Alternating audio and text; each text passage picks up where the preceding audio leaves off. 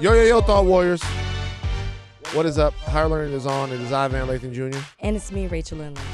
Okay, Rachel, before we get started in the podcast today. What is in your hands? All right, I have to talk about something. Okay. I have to talk about, we have to have a discussion. So I was talking to a friend of mine. Mm-hmm. He's in Baton Rouge. He told me he was going to get a haircut. Okay. He's going to the barbershop in Baton Rouge, Louisiana. Mm-hmm. How much do you think the haircut in Baton Rouge was? Like, not just an edge up, just full. He's getting a haircut. The full thing. He's getting a haircut, and it's a haircut. All right, about $40. Okay, so it was $65. In Baton Rouge? $65 is. And so I fucked up, okay? And let me tell you how I fucked up. Because this friend had something really important to call and talk to me about. Mm-hmm. But I could not talk about anything else. Other than the 65. That's outrageous. Okay. So I have a question for the barbers out here because I've been asking around and doing an investigation on the price of haircuts. I have a question for the barbers. Donnie, do you get a haircut? No, I do it myself. Yeah, we see that. Okay. Your hair looks great, Donnie. Donnie, that's gonna be. It's gonna be happening for the next 2 hours because of what happened before. You're about to get it for the next 2 hours. Great, Donnie. Okay, listen. You get a haircut. How much is yours? So, but that's different though. That's different. Why? Because the barber comes to my house. Okay, you have to put this in context because that's naturally what people are gonna wonder. Well, you get a haircut. How much does your haircut cost? The haircut's $100, but the barber comes to my house. And it's LA. Okay. So So I'm trying to think about the price of haircuts and what this is mean. So I'm gonna bring out the mini whiteboard here, huh? You about to do math? Well, no, I'm about to talk about something because I was trying to compare it to something from the time that I was a young buck in Baton Rouge. So what can I compare to the haircut to demonstrate how expensive the haircut is now? I thought about something. It's a little fat boy. So I thought about the McDonald's quarter pounder meal. I can't spell quarter pounder. I can't spell it. How do you spell quarter? Q-U-A-R. How you spell quarter? No. Oh, God. I can't spell out loud. I cannot spell out loud. Okay, meal. Yes, I was right. Q-U-A-R-T-E-R. Y'all fuck it. Me and shout out to my man KJ. You made me question myself, Bernard. Okay, so, all right. So think about this. In Baton Rouge, in 1996, the quarter pounder meal was $4. You get a quarter pounder fries, you get a drink. I know this because it's fat. Okay? The quarter pounder meal was $4. I looked it up. In 2026, the quarter pounder meal is $12. That's a lot. It's 3 times what the quarter pounder meal was in 1996. We look at that, we go, that's a lot of money. That's a lot. Now here's the deal. In Baton Rouge, in 1996, a haircut is $10. $10 for the haircut, okay? Now, we go to 2026. Apparently, the haircut is $65. Now, is that the average price or is that barber? Did you poll? So I asked where he went, and I asked, do a lot of people go there? Didn't have time to poll around in Baton Rouge. Might just be a fancy shopping. It's not. It's not from what I'm saying. Okay, it's not. Okay, $65. That is 6.5 times the price. Okay, 6.5 times the price for the haircut. Everywhere I asked around the country, when I asked people how much the haircuts were, $45, $50, all of this.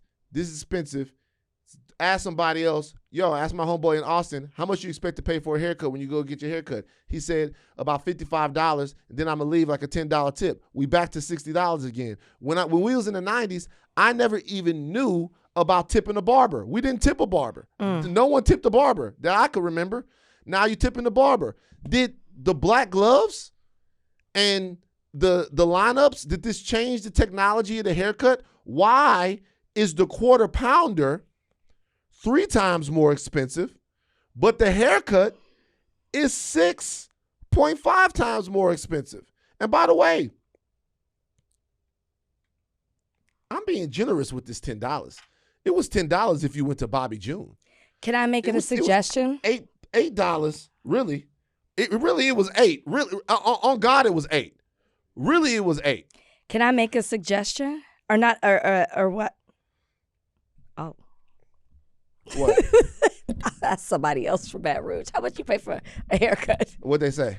$100. $100. See, what this is what Rachel does. I've done the work. I just decided to poll. I didn't know we were talking about this. I've decided $100. $100, and that nigga, he should be crispy, so I know. Like his shit, he get hair. $100. What? I'm asking the barbers for real. This is not in any way me trying to shade the profession of barbers. Shout out to Four-Way Barbershop. Shout out to all the barbershops. Shout out to my man Trey Verdure, one of the best barbers in the world. Shout out to all of these people, right? What the fuck? What's going on? Can I say what I think it is? Said it's $100. Can I say what I think it is? That's 10 times. Not just like inflation and all of that. I think to Donnie's point, right? You asked Donnie who cuts Donnie's hair. Donnie said he cuts his hair. I think people wear their hair in different ways. So I think that they don't have as many customers. You've got dreads. People wear pieces on their hair, braids. So I think that's one thing. Second thing is with YouTube out and then there being certain tools, I think it's easier and cheaper to be able to maintain their own haircuts. So barbers have to make up for costs. And I think that's one of the reasons why it's shot up. Can I tell you something? I appreciate that. That is wrong. Okay, what you're saying is incorrect because even the dudes that get the braids and stuff, they still go to the barbershop. But not for a haircut. I know, but to get lined up and all of that stuff. That's cheaper. That's fine. Then charge them what's cheaper for it to get, and like what's going on. The hair, look, I know, the black guys I don't know what Rachel's talking about. She's probably, the black guys I know, they get a haircut. I don't know too many brothers that cut their own hair. Donnie just said it. Bernard is Bernard is different. Okay. To get a hairline, to get your shit lined. How much is it? But LA. $40 to get a line. That's crazy though. For like $40 to get a line. I could line you up. Okay, 40. Now look. I could line you up. Though. Here's another story. Just real quick before we move on off this. Before we move this off this though, I want the answer. I want the Legion of Barbers to answer how we went the quarter pounder. I could also do Raising Cane's. The quarter pounder, crazy, 3 times more expensive. $12 is crazy from McDonald's. But think about if the quarter pounder followed the trajectory of the haircut. The quarter pounder, $4. Rachel, what's 4 times 6? 24, but think about if they asked for $24, but they're not for the losing. Quarter pounder. They're not losing customers. Think about what would happen. I got another argument. Niggas would go nuts. Niggas would be like, "What the fuck is happening?" They're asking us for goddamn $25 for the quarter pounder with cheese value meal. I got another argument as to why the barbers are losing customers because they say, and Bernard is somebody who gets lined up. There's the whole thing about they push the line back. Like they hate on the hairline. And so people do it themselves. Is it right? Am I right? Can I be honest? Number one, I don't know the niggas that that's cutting their own hair. Like, I don't know. A lot of younger dudes do. Can I be real with you? Just first of all, I'll say this. The way I met Trey, my barber, is when I first came out to LA, I didn't know where to go get my hair cut. So I cut my own hair, right? When I first got out here, right? And when I was playing basketball one time, right? Because I decided, hey, I'm going to lose weight. I got into the basketball court. I lost like 140 pounds. So like I'm playing basketball and I'm sitting down with my homeboy Chris. He was a Latino gentleman. Chris was he didn't have athleticism, but boy was he coordinated. Good little player. Okay? Shout out to Chris, wherever you are. And he looks at my hair, he goes, yo, what's good? And then he catches himself and he goes, you cut your own hair, huh? And I was like, yeah. He goes, yeah, it looks good. Looks good. Chris leaves. Damn. He comes back in with somebody from the front desk at the LA Fitness. Shout out to LA Fitness over on Lathan and the 18th. With the front desk and goes, hey, man, if you want to get a haircut, these are a couple places around here you can go. Shout out to Chris. Chris was the man. He looked out. Chris. He looked out, and they came and they helped me and stuff like that. All those guys were Crips. Like I said, I know more good Crips than I know good cops. The Crips helped me get a haircut in LA. Now, okay, this is the deal. I want to know. I want to answer to this question. We can move on and get into the podcast. We have Takema and Pam from The Perfect Neighbor, Oscar nominated, Academy Award nominated documentary film coming on later to talk about the life of A.J. Owens and what the film has meant and their organization. We're going to get into that a little bit later. We're going to get into a whole bunch of stuff. But the first thing I want to know, I want everybody to ask the barbers you know, quarter pounder, 3 times more expensive. Haircut, 6.5 times more expensive in Baton Rouge. She said $100. She said $100 for the haircut when she talked to her friend from Baton Rouge, trying to poke holes in it. No, I was trying to poke holes in it.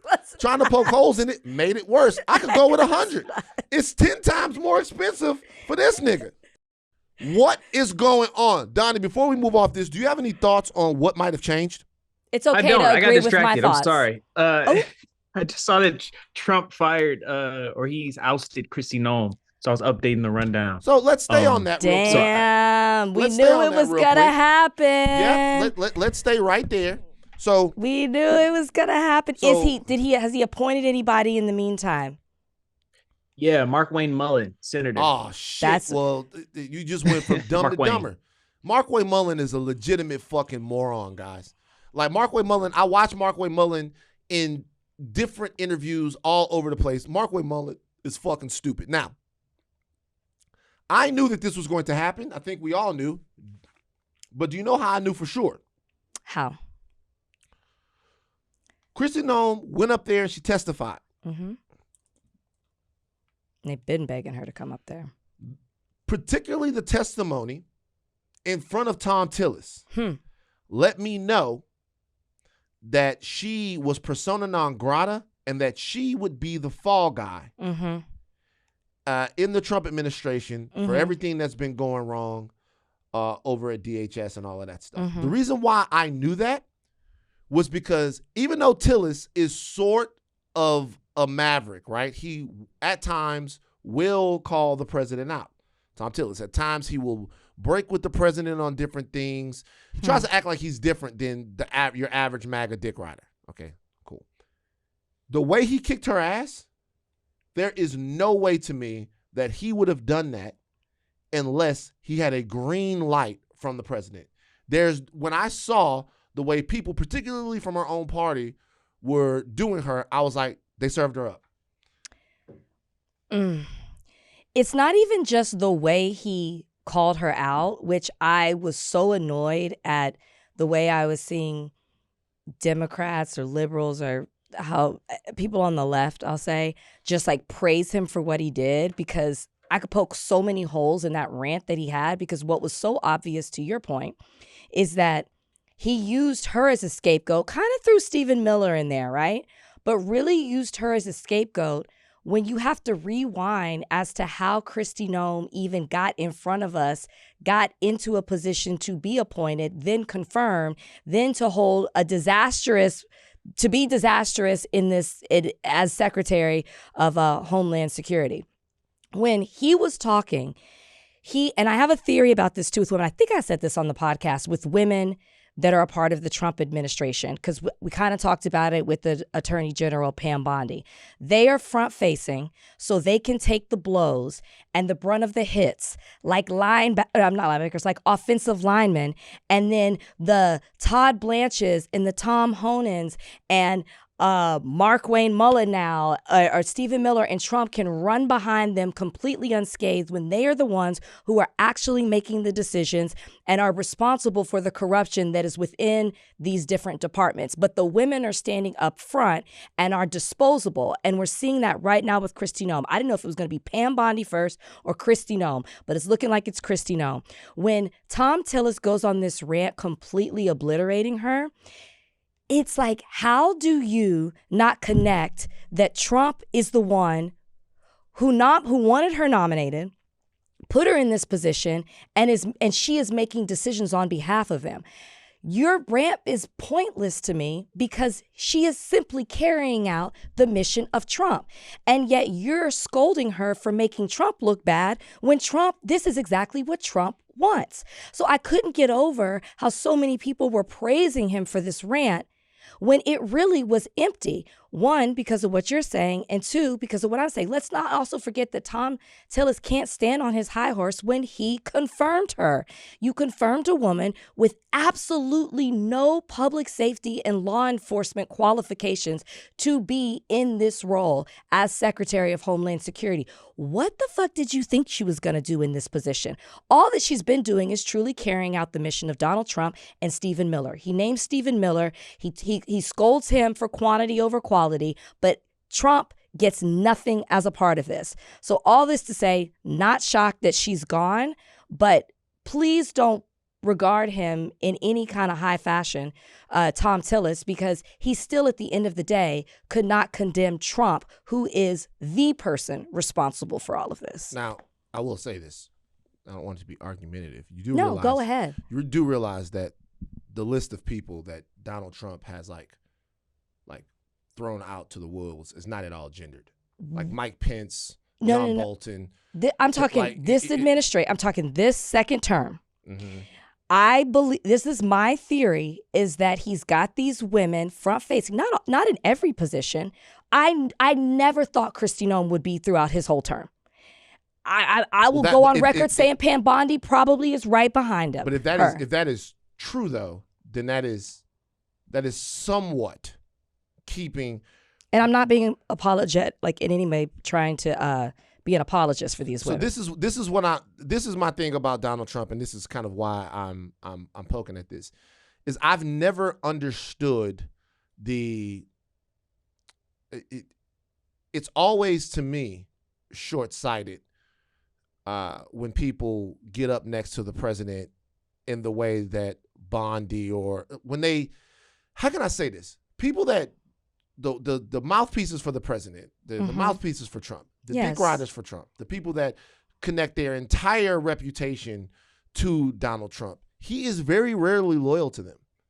If Donald Trump gets in trouble, if the boat starts to take on water, one of the tried and true things that we've learned about him as a political figure is he will blame you.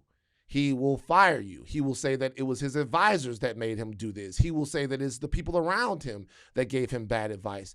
Donald Trump, as a leader, very rarely takes responsibility for any decision that he makes or anything that goes wrong. What he never does, to me, is go, hey, my bad, it's on me.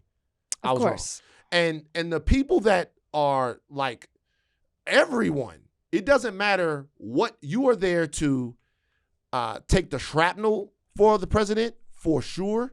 You are there to have just direct loyalty to the president, not ask any questions, not care about any oaths or anything like that existed, that have existed since the founding of the country. That's not your job. Her job, Kristi Noem's job right now, is Donald Trump wanted to do this. The way they've been running DHS, everything that's been going on in Minnesota, all of this stuff, Donald Trump wanted this to be the way that it is. He tried it. It went wrong. Her job is to get her ass kicked like this. But that's not just her job. That is the job of everyone. If things go wrong in Iran, state will take the blame. Secretary of Defense will take the blame. Everyone will take the blame instead of Donald Trump. And that, more than anything else that I've observed about him as a leader, That is the one thing. He is infallible. He is playing 5,000 D chess. And when he loses the chess game, it's because somebody else whispered in his ear and told him to make the wrong move. So I'm not disagreeing with you on that. I don't know that that's gendered, though. I don't know that has anything to do with them being women. No. I'm specifically saying the reason I give the example of Kristi Noem and a Pam Bondi is because I think Kristi Noem was being told what to go say because she is not qualified and has clearly had no idea what she was doing. I actually think that Tom is the one who was making the decisions. She was just front facing. That's why I'm specifically using them. I would agree. I would say Pam Bondi in the same way. I think it's Todd making the decisions behind her. That's why I'm using them as an example. I'm not making it just gender specific, but in that case, I think he put women out there. I think they're easily disposable. They clearly weren't qualified, specifically Noem, has no business being there, and it's easy to get rid of her. But I'm saying I'm using them because I don't think they were ever actually making decisions. That's just my thing. I get it. I don't think anybody is. I'll tell you one I thing. agree with you. Of course, Trump doesn't take responsibility. I'll tell you something. Look, because you saw, like, we know this about Bondi. We saw, like, the Trump thought he was sending a DM and he posted that bitch. That's the kind of president we got. So when they brought up the dog, I knew it was hot for her. Mm-hmm. Oh, when they brought up the dog, Tillis brought up the dog. He went crazy. I don't know if you guys know, but Kristi Noem is a dog-killing psychopath. She's a bitch. She's a dog-killing bitch. Did you see Mouskowitz's button?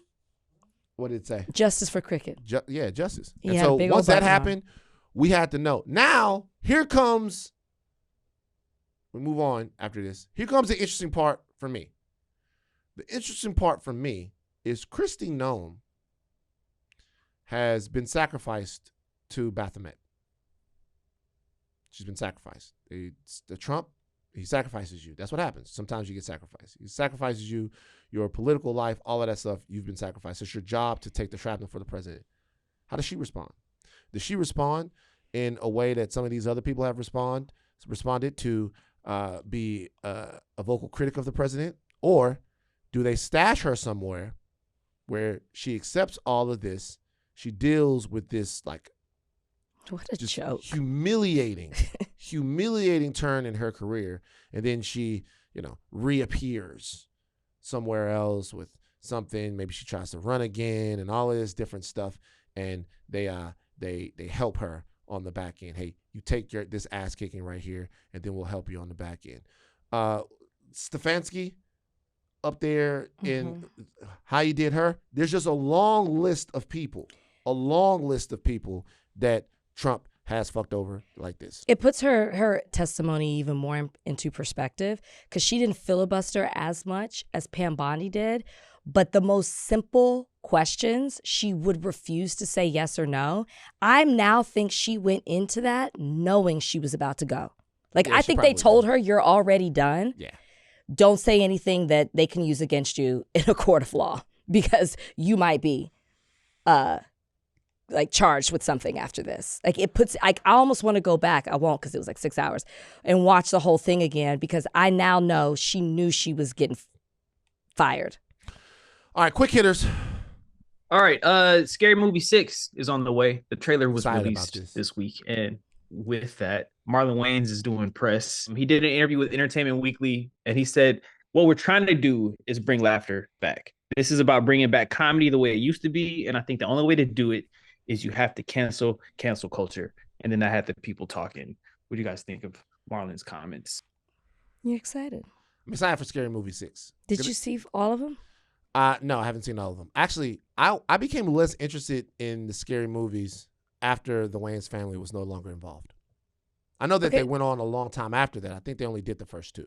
But they didn't do the third one? The third one was good. I think they did the first three. No, they didn't. They did the first two. Yeah, I don't think they did. I became less interested in them after the Wayans family was no longer involved. I watched I'm Gonna Get You Sucker with Mama this past weekend, and I'm Gonna Get You Sucker is always it's a classic, but it's not just a classic. It's actually brilliant. Go back and watch I'm Gonna Get You Sucker right now. Anyway, it's been a while.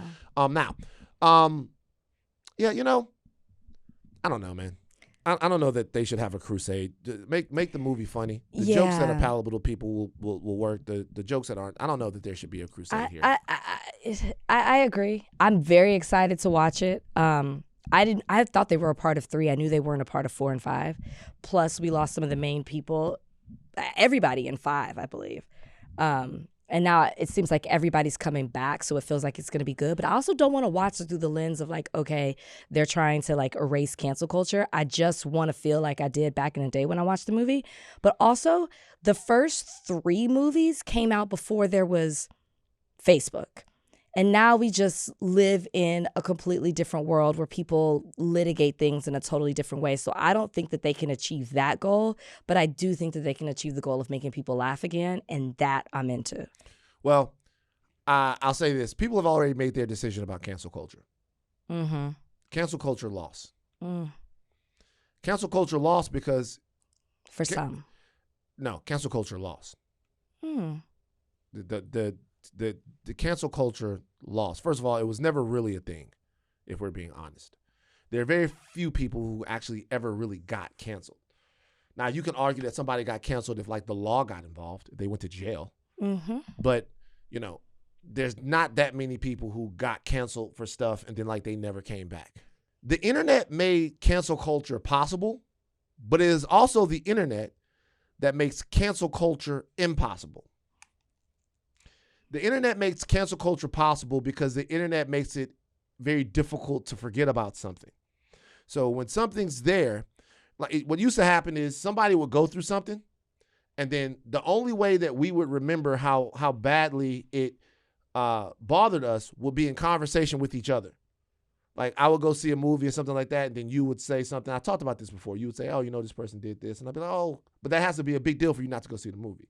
The internet resurfaces conversations around things and makes you live in the moment that those things happen, right? But it also does something else.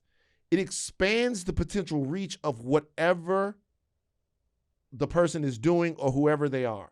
Like it expands their reach, meaning, sure, you can get to a point to where you might not be allowed at the Emmys anymore. But some of those same comedians that we're talking about that were so-called canceled are selling out shows all over the country. Like, so it might be able to take your prestige away. Yeah, you might take a hit. It might be able to take but to cancel you to where you can't go out and work, to where you no longer have a place in culture, that's very difficult to do. And one of the reasons why it's difficult to do is because that's just not how people are. Like, human beings really aren't like that. Human beings are resilient in so many ways. And they're also, just to be real, this is inconvenient, but they're emotionally resilient. They're resilient insofar as people will put up with a lot of shit. They will put up from a lot of shit from a lot of people. And I think it's also the fear of it one day coming back to you. Well, I think there's a fear of, I don't want to be, what if I do something and am I going to be canceled? I think that's also how people think. Well, there's also a sliding scale of it, right? For sure. So it starts with, hey, this terrible thing happened, then hey, then hey, then hey. Then you get to a culture to where people are litigating bad dates on the internet. Like people are canceling people for essentially being shitty people, which no one can agree on what a shitty person is. Like a shitty person, somebody might look at Michael Jordan and say, hey, there's a shitty person. When you look at then other people might look at Michael Jordan and be like, hey, you know what? That's somebody that put fucking everything behind winning. So if he had to be in the gym and not at a Little League baseball game, or if he had to be like, so we really can't agree on who should be canceled anyway. I agree. But I think that there are variations of being canceled, and I think you're right. To completely cancel someone where they have where everything they had is taken away truly only happens when they're convicted in a court of law. But and they go to jail, right? And for long periods of time. But I do think that there are degrees of it, because I think if someone was at the top of their game and something happened and they're knocked down, they might be selling out shows. They might be making money still in the same way, or just enough to be well off. But their reputation has taken a hit. Their prestige, in a sense of maybe they're not asked to host the Oscars or the Golden Globes or whatever. I still consider that a form of canceling, because had this not happened, they would be where they were before. And I think that they would agree with that. Yeah, it's still great. I'm making money and I might be selling out shows, or I can still do a movie or make this song. But at the end of the day, I don't have what I had before. Or I'm an athlete and yeah, I got this big contract, but every time somebody looks at me, they think about this. But who is that? Okay, but here's the thing though. The baby. So the baby. Big hit. But here's the thing though. The baby took a big hit. You can argue that the baby. Jonathan Majors. We just talked about it. We just talked about it, right? But even in the way that we talked about Jonathan Majors, the baby's a good example of somebody that's been canceled. Do you know what happened? And it's so weird that you brought. You know what happened this morning? This morning I woke up as I'm going in to get to go to the gym, and the baby drops a new record. I listened to the song. Have you heard the new record? Wait, I have. The baby got a new record that came out, right? And the song was some ratchet brilliance. I'm not gonna lie. Wait, not if it's what I heard. Not if it's what I heard, because I didn't like the way he sounded on it. The baby dropped some new shit this morning, and the shit that he dropped this morning, I was like, it might be time for his resurfacing. It might be time for him to come back. Pop that thing. Yeah, I don't like that. I don't like that. Did you hear the record? I like that record. Did you hear that record? I like how he used to sound. I don't like this new sound. I like that. It's got a party vibe. And you know why he has to make that music? Because he needs what I'm saying is that though, when I heard it this morning, I was like, people might fuck with this. People might fuck with this. Like they might actually fuck with it. And like this. The baby said something abhorrent. He said something terrible. He and then he handled it poorly. Then he handled it really poorly. I get it. I completely understand it. Was it something so profound though that it should be something that he could never come back from? This is what I mean by when we first started talking and you were talking about canceling. I think it depends who you are. I think if the baby looked different, it might not have been as hard for him to bounce back. I'm looking at I just Googled the baby, right? Mm-hmm. And he still has shows, but they're at the Belasco. Oh, the Belasco it's here. I don't know. I don't know where that is. It's pretty good. In Dallas, the Echo Lounge and Music Hall. Okay, so it's different. The House of Blues in Houston. He's playing club dates now. Where he got canceled. He's at Rolling Loud. Well, he never got to quite be an arena artist. He was not this. Yeah, for sure. But what I'm saying is this. $42. Well, like what I'm saying is this is the entire thing with the canceling. I don't think Scary Movie has a take on cancel culture. I agree with you. I think that people have pretty up. We live in a hybrid. There's a hybrid to where there are certain things now that we're just not going to accept it. People aren't going to accept things, bad behavior from artists and prominent people the way that they used to. That's true. But I also do think that there has been a boomerang effect from the era of canceling where people have gone, we do need to calm down a little bit with subjecting everyone to a societal, cultural purity test at every opportunity. I agree with that. Because there are very few people that are going to pass. Everyone has had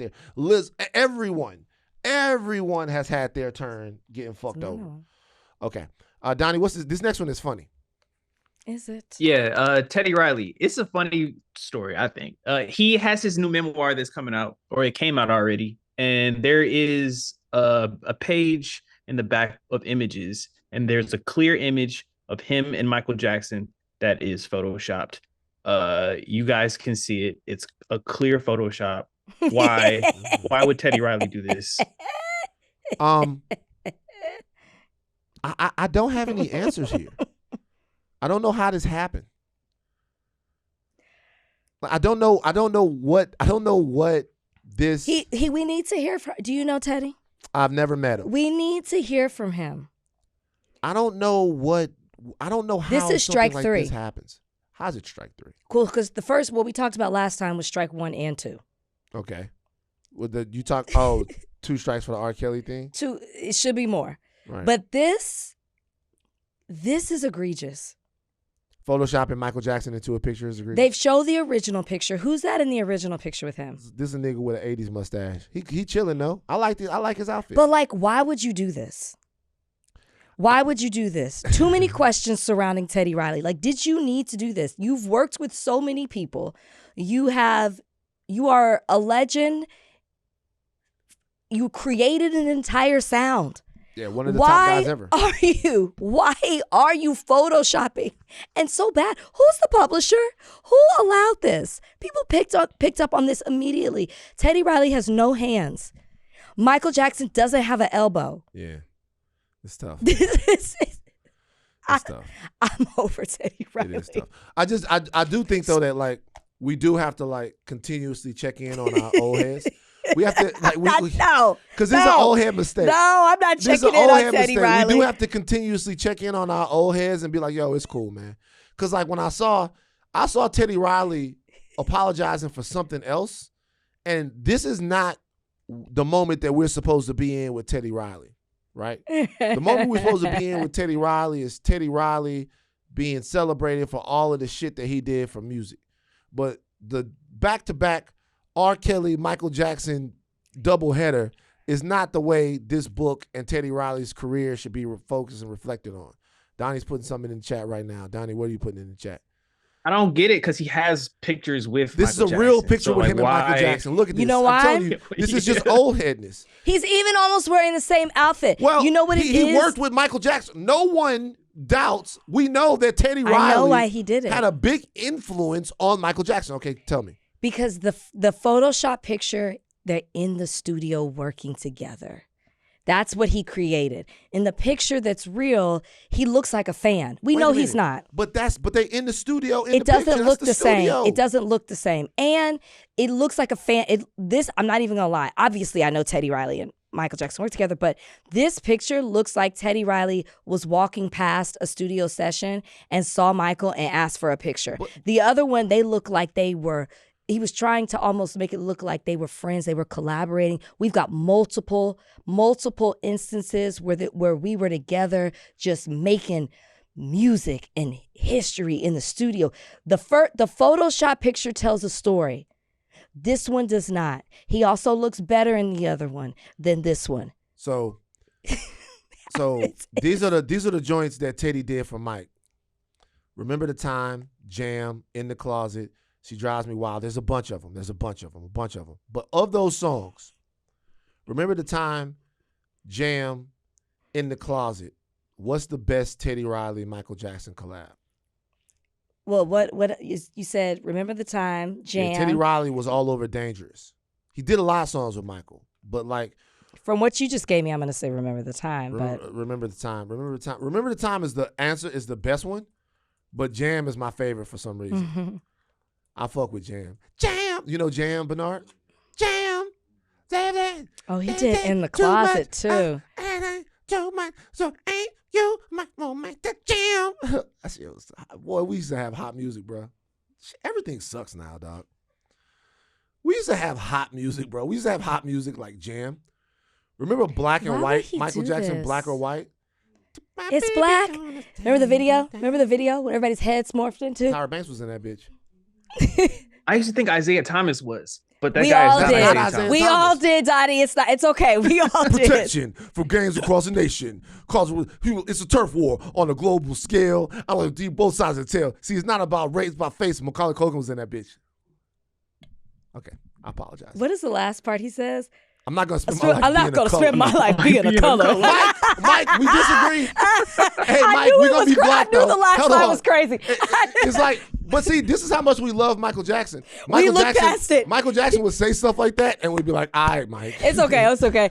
He wants to live in a colorblind society where, like, we at least he put it on beat. Yeah.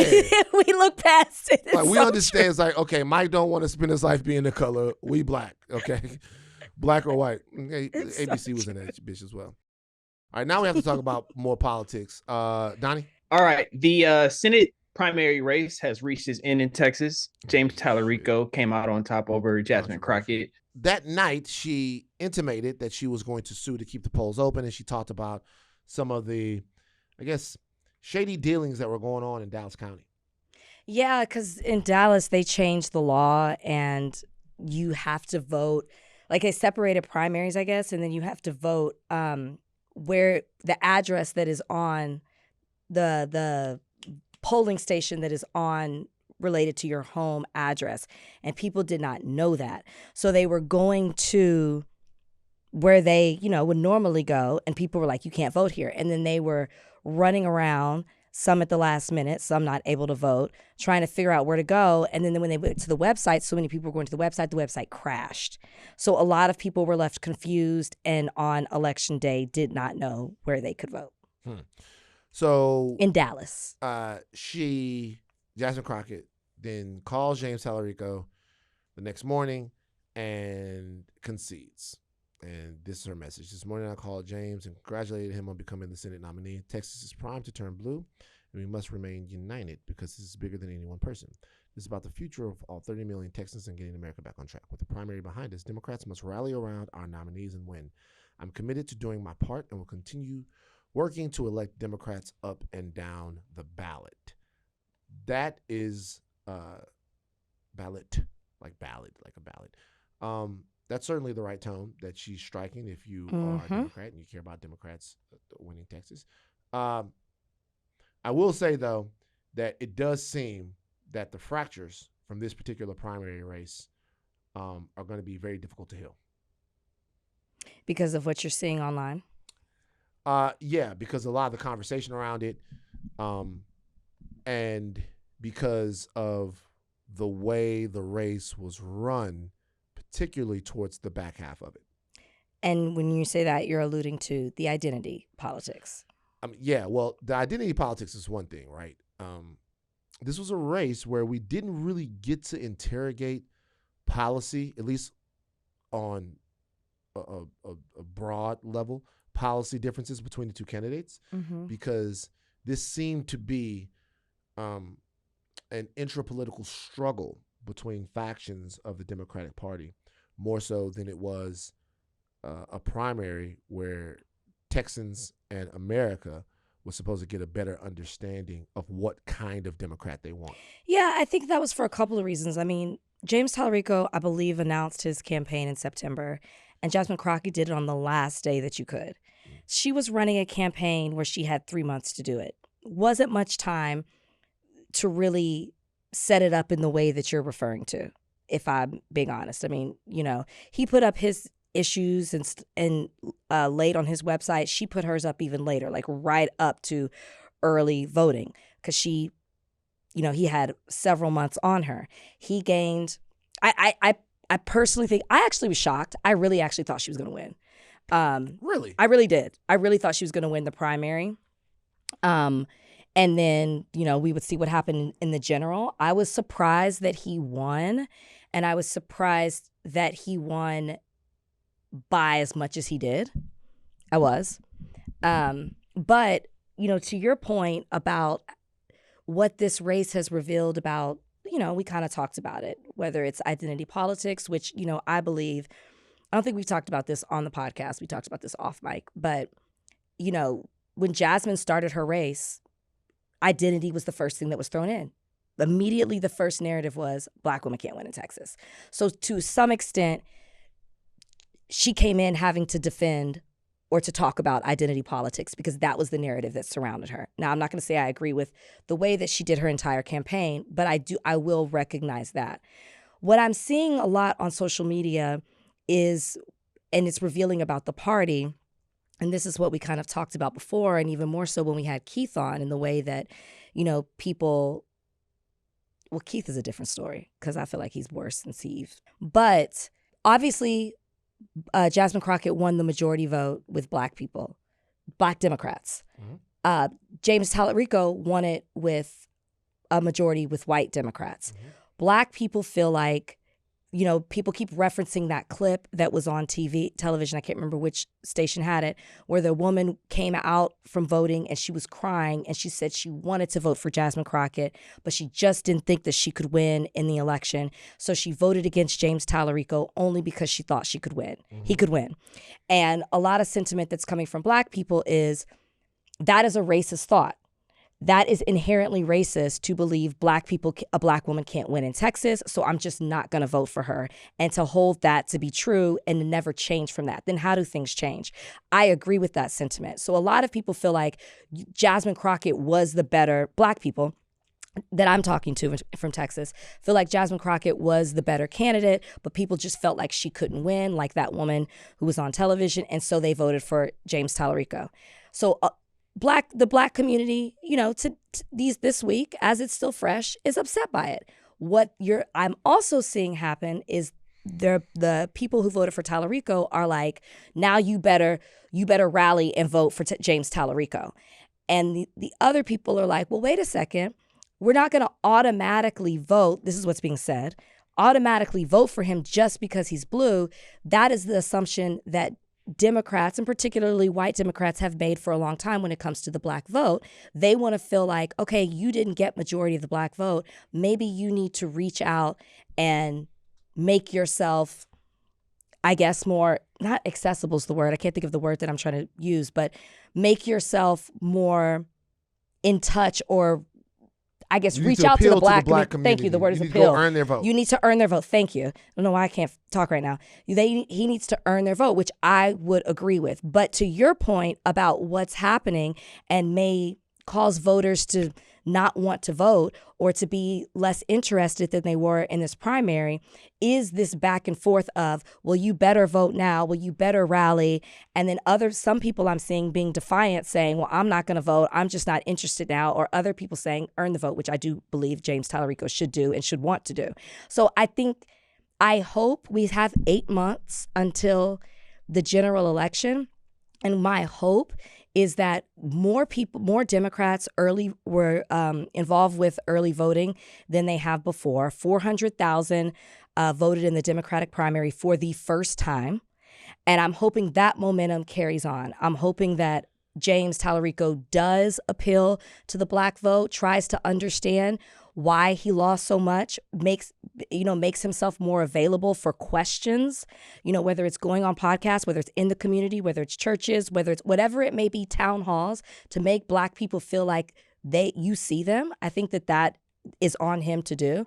And I just hope that, people do, I hope that people don't not vote out of frustration. It is frustrating that there was a narrative that a black woman can't win. It is frustrating if you believe that Jasmine Crockett was the better candidate and had more experience, and you see someone go on television and say, hey, I didn't vote for her because I didn't think she can win. It's frustrating, and you're right to feel that way. What I would say is, don't let that frustration keep you from voting. That's just what I'll say. Yeah, we're fucked. Yeah, we're screwed. As in Democrats? No, I'm not a Democrat. The left? No, just overall, it's fucked. It's screwed. First of all, why are you so glum? Wow, it's Bill Simmons. Why are you so glum? What's going on? Life is good. Why you need what? Jason Tatum's coming back. Oh, nobody cares. Oh, Bill. Jesus Christ, about Jason Tatum. Bill. Okay, so let me tell you. All right, cool. You said we're fucked. We're fucked. I'll tell you why. I'm not gonna spend too much time on this, but the reason why we're fucked is like we're really and truly talking about the wrong things. Like, seriously. I agree. Like, we're really and truly talking about the wrong things. I agree. Like, here's the deal. You owe Jasmine Crockett, me, a black man, Van Lathan, I'll speak for myself. I owe Jasmine Crockett protection as a black woman. Mm-hmm. I know a lot of you guys don't feel like that. I feel like that.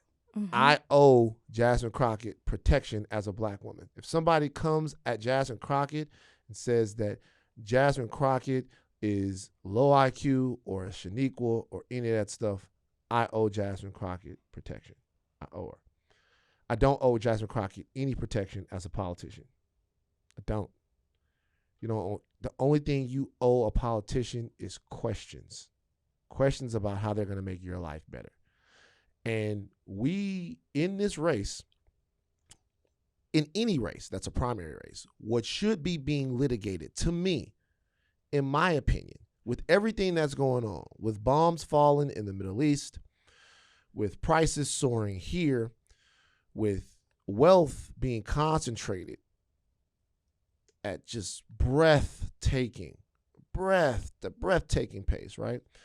With minimum wage not moving federally, healthcare bankrupting people, with the environment being sucked up for AI data centers. Right. The questions we should be asking is, who's with us? We should be asking who's with us. We should be asking the questions, in my opinion, of politicians, whether or not they support foreign intervention on behalf of Israel, no matter what, whether or not they support checks on wealth accumulation, whether they support building back infrastructure and other things that prioritize the American worker. And what we're doing is having a lunchroom cafeteria argument that is more fit for who's going to be elected homecoming king than it is for who should be leading in a state as consequential as Texas. Yeah. And people's feelings are getting hurt over this, and people are wrapping up their identity and their culture into this. And we're playing symbolic games when the games are not symbolic anymore. The games are actually very real.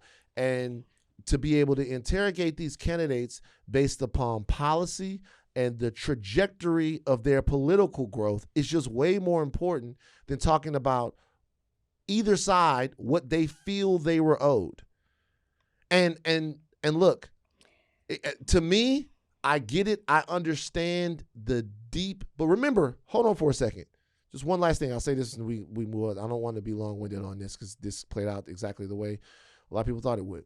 Well, people believe it was the Democrats who sold to black people that the Democrats were against anti-black racism. It was the Democrats that made black people believe wholesale that being a black Democrat wasn't the only way, wasn't only the only thing that you could be, but that it was advantageous. That the only way you could be appreciated as a politician, the only way you could be in lockstep with the black community as a politician was if you're a Democrat. It was the Democratic Party that's been able to, for a long time, cement that identity. And so now I think there are a lot of people who are interrogating what it means to be a Democrat, what it means to be a politician that works on behalf of people, but also they're interrogating on whether or not all of that shit was bullshit in the first place. Sure. But what I will say is you're right about, I think we agree about the wrong things that people are focusing on. We agree when it comes to the whole identity politics of it all. The stakes are way, way too high, which is why the last thing I will say about this is I understand the frustration. It is frustrating if you believe somebody is qualified because they are qualified and the immediate narrative working against them is because of who they are, how they identify. I understand that frustration. However, that can't be the reason you vote for somebody solely, and it cannot hold you back in what are the issues that are plaguing us as a people, but us as a society as well. And I'll put it that. So that's why I said earlier, your frustration you cannot stay in your frustration and not vote in the general election or not support somebody because you're still in your feelings and your frustration. You can't do that. And if we do that, then we are fucked. But do you know that like even the idea that it's interesting to me how much of this stuff we actually believe in. What stuff? So like the lie of meritocracy. Like the meritocracy lie. So here's the deal. If you believe that America is a pure meritocracy, let me say this. If you believe that America is a pure meritocracy where the best person gets the job, then you'll be mad when the best person doesn't get the job. If you know that is a lie, which it is a fundamental lie, it's a lie in the NFL. Fuck politics. Music, if you in entertainment, it's like everything. It's a talent lot. is not enough. If you want to be a coach in the NFL, you had better be a Shanahan or a fucking, like, you know what I'm saying? Like, you see the everything. nepotism. It's a lie. But if you believe that that is a lie, if you know that that is a lie, then I guess my thing is, why not be animated to pull apart the systems that undergird the lie? Because when you look at the idea that the more qualified candidate, or that the qualified candidate wins, that is not true. Never has been. The candidate that wins is the candidate that can sell it the best. Yeah, that's why you campaign. Like that, the candidate that can sell it the best wins. And how do you sell it? You sell it rhetorically by being able to stand in front of people and like tell them why and capture them up in your celebrity. You do it that way. You do it by who donates money to your campaign, by being able to continuously over and over and over be in people's faces. Bill Clinton said a lot of shit right when he was running for president. Maybe the most important thing he did was play the fucking saxophone on Arsenio Hall. You know what I mean? So like, even the idea that we are upset because the candidate that we feel like is the most qualified candidate did not win shows the degree to which we have been glamored by the bullshit American ideal of exceptionalism. And what I am much more interested at this point in my life, at this big age, as they say, is to get down to what people actually believe, the glitches that are actually in the system, talking about those glitches in a real way, and having people have the wherewithal enough to hear some things that they might not like. And in this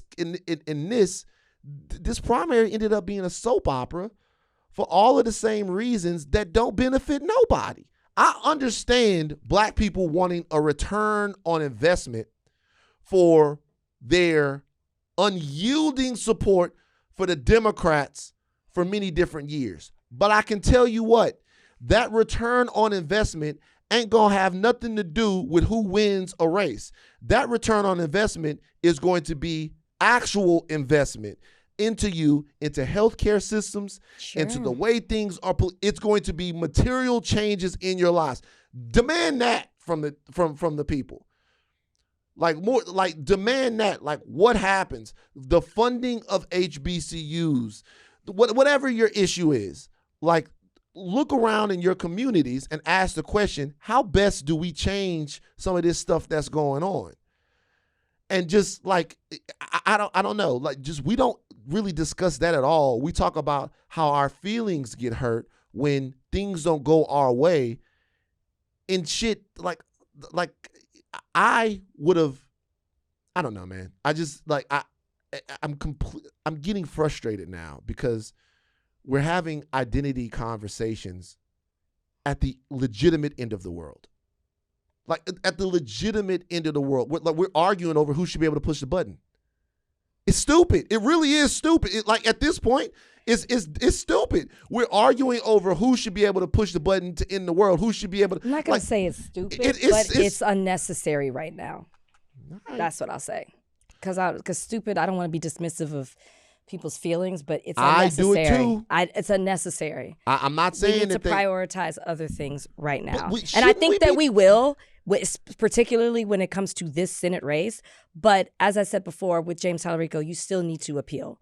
Yeah. And by the way, he got a lot of questions to answer. I think, ain't nobody falling for that golden boy shit. Okay? So get out here, like have a James Talarico. Let's do the James Talarico Don't Bring Up the Bible challenge. So I want James Talarico, we want him back on the pod because we let him get away with the shit too. Fuck him I'm not gonna say that.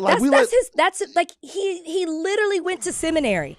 I'm not gonna sit here and be like, don't talk about the Bible. Don't talk about the Bible. This man is a teacher. That's like being like, don't talk about your students. You were a teacher. We don't care about the fact that you were a teacher in the poorest county and saw problems within the system, and that's what led you to the legislature. You can't do that. The man went to school for being a pastor. I'm not gonna knock him for doing Bible verses.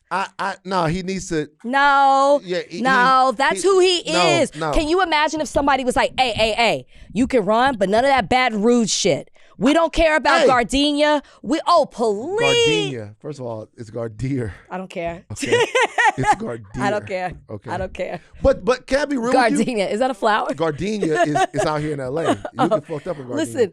But you would not stand for that because it's who you are. Police. Can I answer the question? Go ahead. Can I answer the question? If in fact I was someplace and people were telling me, we feel like you use the Baton Rouge shit as a fucking, I don't know, to obfuscate and not really discuss issues in a real way.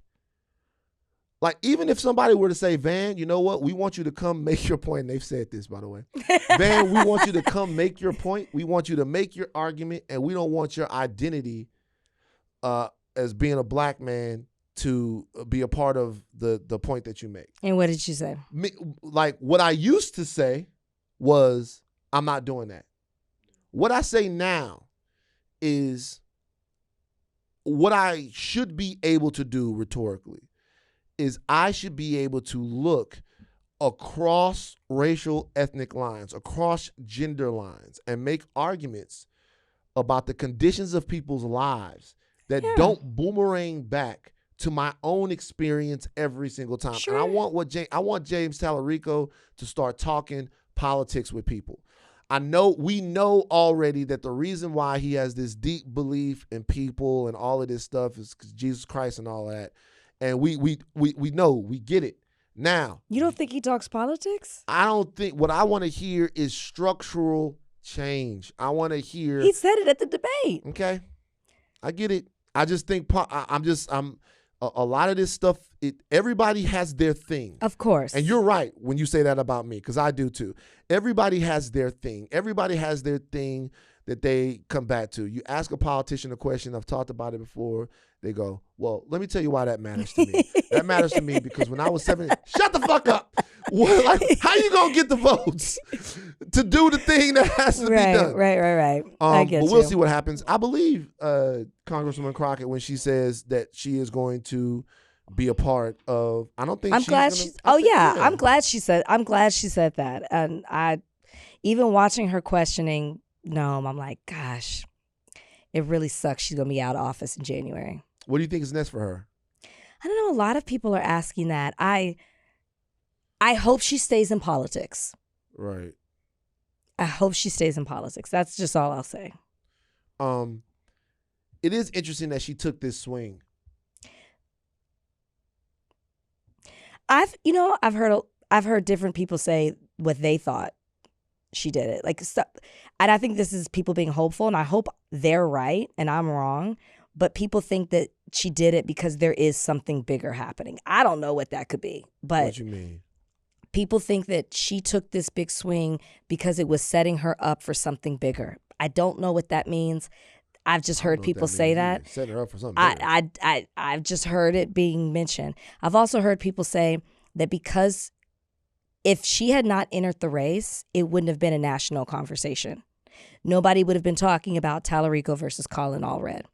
And because nobody would have been talking about it, it wouldn't have maybe brought up certain issues into the conversation. And then it also would not have sharpened him as a candidate.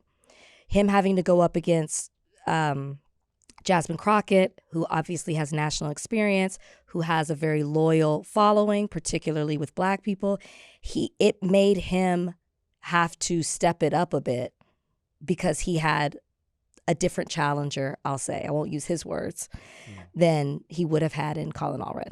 Did you see Tim Tebow talking about child abuse? It's an old, I've seen, it's not that clip, the new clip. That was a hard turn. It's not. And you're about to get into a dark subject. It's not dark. As a matter of fact, it's very white.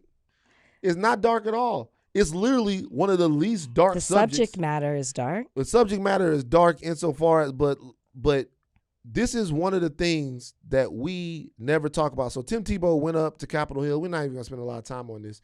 Tim Tebow went up on Capitol Hill, and he just gave.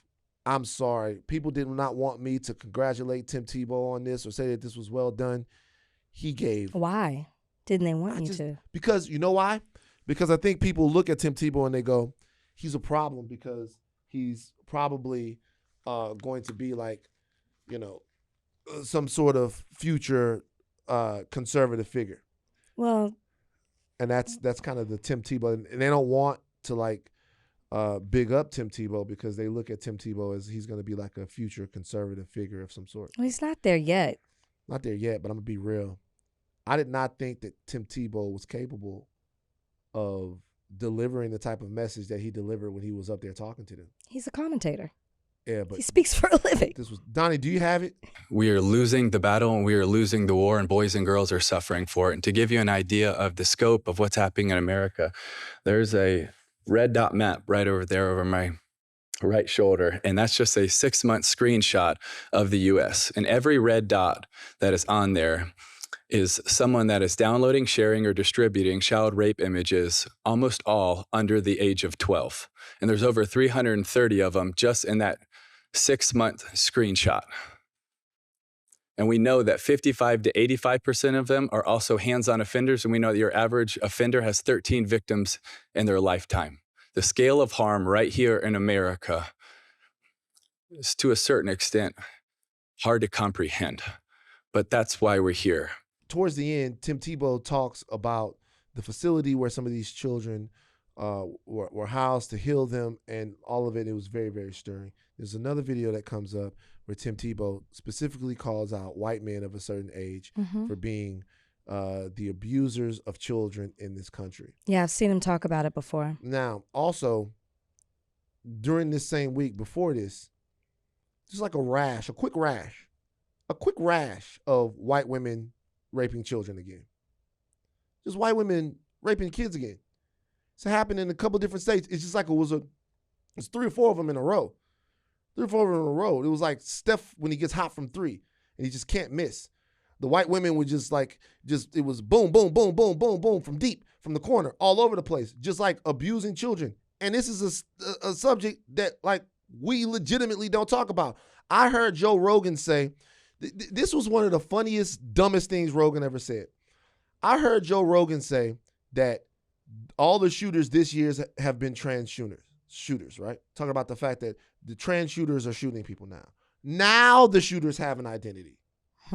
Oh, so now there's an identity with the shooters. The same fucking person has shot shit up for 50 fucking years. The same person. Y'all know exactly who the fuck I'm talking about. Disaffected white youth have been slaughtering people, sometimes not youth, sometimes 20s, 30s, slaughtering people in different places for all different types of reasons. The fucking video games, they heard voices, they read the wrong book, nobody would play with them. Whatever the reason was, the same person been slaughtered. Now the shooters have identity. Now it's a problem. Because like when everything is a problem when somebody else is doing it. But when it's squarely like white ladies, there's a specific type of profile of somebody that's fucking the kids in the school. It's a real issue. It's not a playtime issue. It's an actual issue. Nothing. There's no subcommittee. There's nothing, no talk, no special, no documentary, no nothing. It's just something that happens. Nothing. And then Tim Tebow, who is maybe one of the whitest people in the world, goes out and specifically says, hey, there's an issue. You see this, guys? This is the way this happens. Nothing. See, that's the kind of shit that I'm like, why? You mean nobody's talking about what Tim Tebow's doing? No. Or nobody's doing anything? No, nobody's talking. Okay. Both, I guess. I don't know what to do with the fucking hat. But no, like nobody's talking about what Tim Tebow said on the Hill. A lot of people are talking about that. Nobody's talking about the fact that Tim Tebow specifically called a cohort of people out and said that this is an issue. Yeah. Just move on. Was he on the Flagrant podcast or it? I feel like he was talking. The first time I saw it, he was talking to Andrew Schultz. Did I make that up? I don't know. He might have been. I've seen it before. But good, honestly, good for Tim Tebow for bringing this up. I don't care what future things he might be doing. Let's talk about what he's doing now. This is work that obviously needs to be done. And to your point, he's talking about a group of people that typically get ignored or nobody pays attention to because of who they are. Good for Tim Tebow for being a white man and calling out that this is a problem with white men. That's right. See what I'm saying? y'all come here for Van and Rach to go back at each other and stuff like that. Y'all don't come here for when Van and Rach are like, know who we are? Who are we? We're the Black Wonder Twins. You I know like who they it. are? Yeah. Who are the Wonder Twins? Us. No, nigga. What am I doing? But you're too young for the Wonder Twins. Thank you. So the Wonder Twins was on the Super Friends. What's? I definitely am too young for this. So there was a cartoon show. Mm-hmm. Let's see what year this was. This is like the 80s, man. It's like the early 80s. Yeah, okay, see, you weren't around. I wasn't. Okay. This was a cartoon show, and the Super cartoon Friends. show was the Super Friends. Now, it essentially was the Justice League, right? Oh, now we know I don't know who they are. Right, but they weren't calling them the Justice League on the show. It was the Super Friends. The Super Friends was Batman, Superman, Wonder Woman, Aquaman. It's the Justice League. So were the Wonder Twins, is it Wonder Woman and somebody else, or they are their whole new set of, they're a different set of? The Wonder Twins was made up for the show. Oh. So they don't really put them in the comics later, but this is them. The Wonder Twins, Zen and Jaina. Okay? They were made for they're purple. They were made for Hanna-Barbera. They can turn into different things. Okay. There was like the all new Super Friends Hour. Okay, they debuted in 19. So they would Wonder Twins activate, and then they would turn into like a fucking, I don't know, like let's say there was water. The Wonder Twins would activate, and then they would turn into a bucket, and then they would like get the water up if Batman was slipping around. That's really cool. Yeah. That's a cool power. Yeah, they were shapeshifters. Shapeshifters. Yeah. Now I do know that one. But then, look, this is them in Smallville, and I hope this is not the girl. This is not the girl in Smallville that ended up running the sex cult, is it? Remember that Nexium? Yes. So She was in it. I don't think she was running it. Did she get convicted? She was running it? She was high I up thought in she was. Nexium. Oh, really? She was Yeah, I way did. up I there. did know that there was. She wasn't like no regular Nexium. If you're gonna be on the Smallville and you in Nexium, you way up there in Nexium. Think about what was her name? Allison Mack. Allison Mack. What Yeah. happened to her? Where's Allison Mack right now? What did she do? She was way up in Nexium. Oh, Yeah, not- she pled not guilty. Bad. Not bad. Okay. You know what I'm saying? A little Nexium nigga. Yeah, She pled guilty. So she's in jail now? sex trafficking conspiracies. Oh, no, conspiracy. they let her out. She served 21 months and was released 3 Wait a years minute. ago. Hold on for a second now.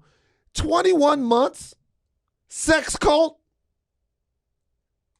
21 months for the sex cult? It's trafficking and all kind. You get 21 months for the sex cult? I know a dude that got 6 years for weed. 21 months in the sex cult? What? Damn. Okay.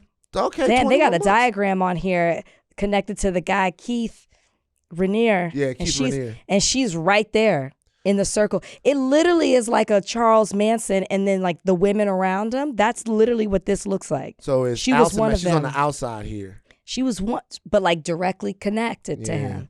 Wow. So Keith Raniere apparently he told people that he was the smartest man that ever lived. They arranged I watched the documentary. Mm-hmm. They arranged volleyball games, and he would go out there and he would make people come play volleyball, and that he would he would sit down and talk to people, and these people apparently believed that Keith Raniere was the smartest guy that ever lived. He was the smartest man in the world, smartest man that had ever lived in the history of the world. And this is how. Well, I mean, they had the yeah, that sex makes cult. sense that they would believe that and then be a part of his cult. And then inside of the That's cult, what- there was a special, like, elevated cult, because that's something else that cults have. The structure of cults, it's like the outside of the cult, Mm-hmm. and then the inside The of the inner cult circle. are Yeah. the people that can come to Which the brunches is this circle. during Grammy week. Wow. Okay. What else we got? What else we got? We don't want to talk about this. We just got into Nexium. Okay, cool. You know what? Let's talk about Michael Eric Dyson. Donnie, Oh no, let's do it. We gotta I do didn't it. watch it. Just play it. Michael Eric he Dyson. was On purpose. I just want everybody to know. Okay, so look. I saw it as soon as I see him taking up majority of the screen. He always has his whole face in the screen. I can't with Michael. It's like, not now, Michael. You want to talk about issues that people are like, we have moved past this, Michael. Not now. Kim, people are dying. I don't care about you litigating Kendrick and Drake in 2026. Okay, can I say something? Yes. All right, I get it. You're right. Everything that you say is correct. Okay, everything that you say. And I would just like to let you know that people are really digging this hair. This is your haircut.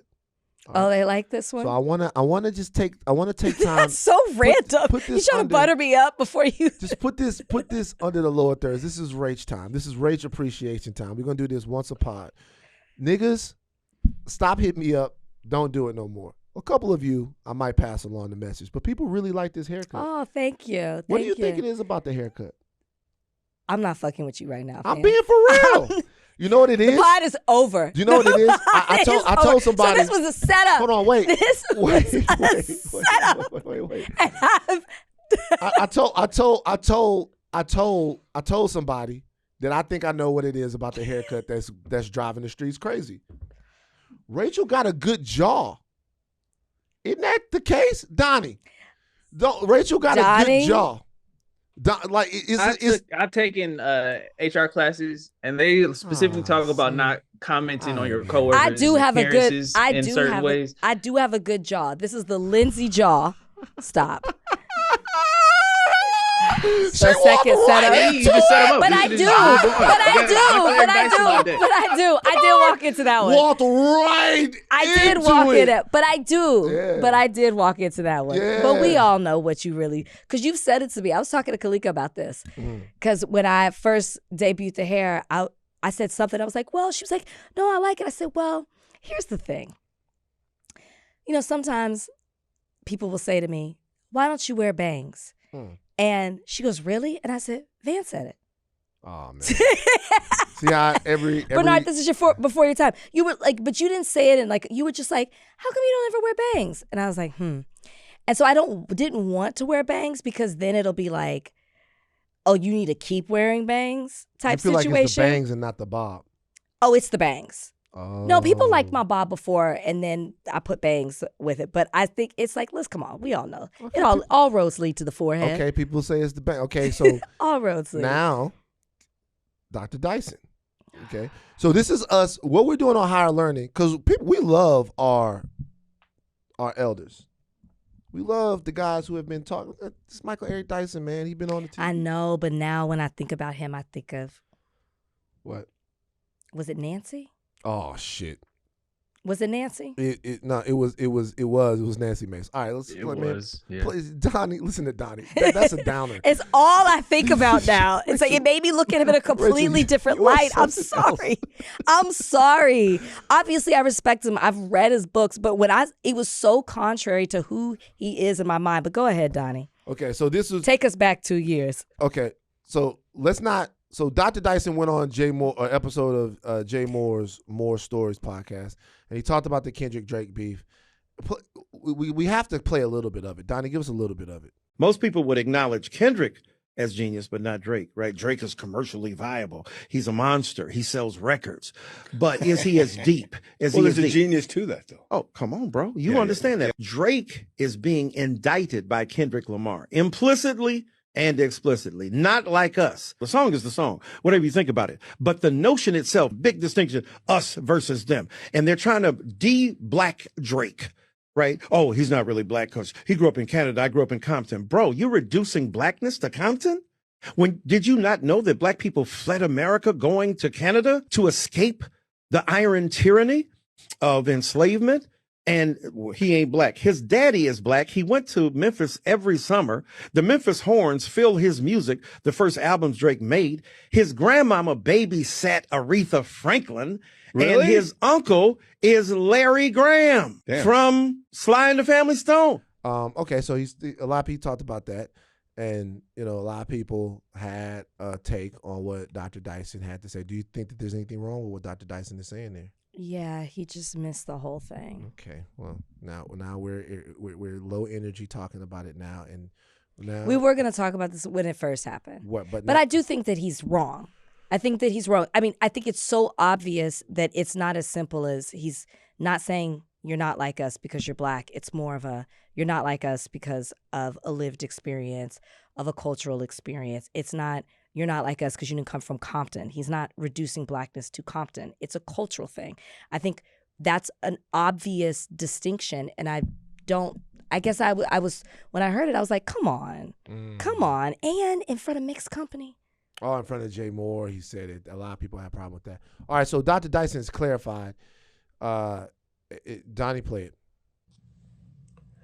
Hey, y'all, Michael Eric Dyson here. Just want to give a few brief words of explanation and clarification about my views on the Kendrick versus Drake beef. First of all, I think Kendrick Lamar is a genius.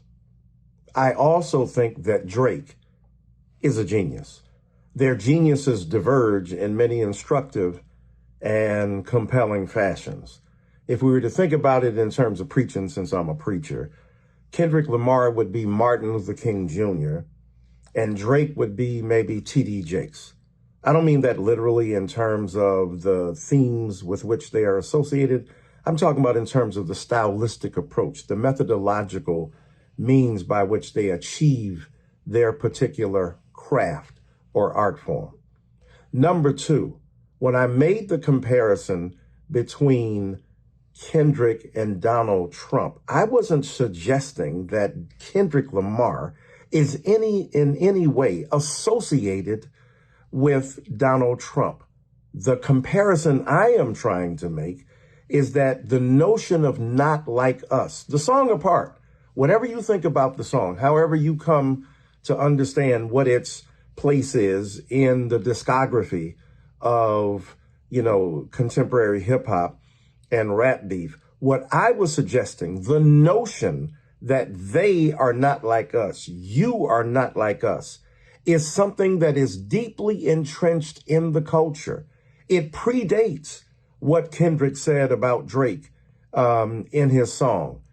I was talking about a Manichaean distinction between us and them that underwrites forms of bigotry, forms of hatred, forms of dismissal. We see this now when we see the President of the United States of America dismissing entire populations of peoples, groups of immigrants, because they are not like us. They are not American. They are not speaking English the way we do. They do not adhere to the principles, ideals, visions, and virtues to which we subscribe. I was suggesting that in that notion, there was a resonance throughout the globe, certainly throughout America, where different, populations may have been attracted to this notion beyond its artistic expression, beyond its rap pedigree. Okay. We're this is the last topic. So, do you've heard the clarification? Is there any way that you have changed your opinion of what you said before about Dr. Dyson? And his I was take? waiting for him to change his opinion. It's just a lot of words. He's smart. Oh, he's a very smart. Brilliant man. I'm not taking that away from him. He's very smart, but that doesn't mean that you didn't get this one wrong. It was a swing and a miss, and then you went back up and you missed again. This time you struck out, because you just swung too hard.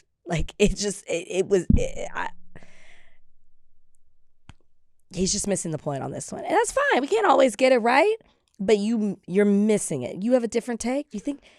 I thought you were gonna say he was taking up for him because I think that's what it is. Thing. I knew that's where you were going. I think it's a light skin. It's thing. a light skin thing. I swear. I knew when you put this out there, I was like, he's gonna say it's a light skin thing. I think it's a light skin thing. It too crossed my mind. Well, in the past, he has directly talked about the light skin situation with Kendrick. This is not the first time he's opined on this. I think it's a light skin thing.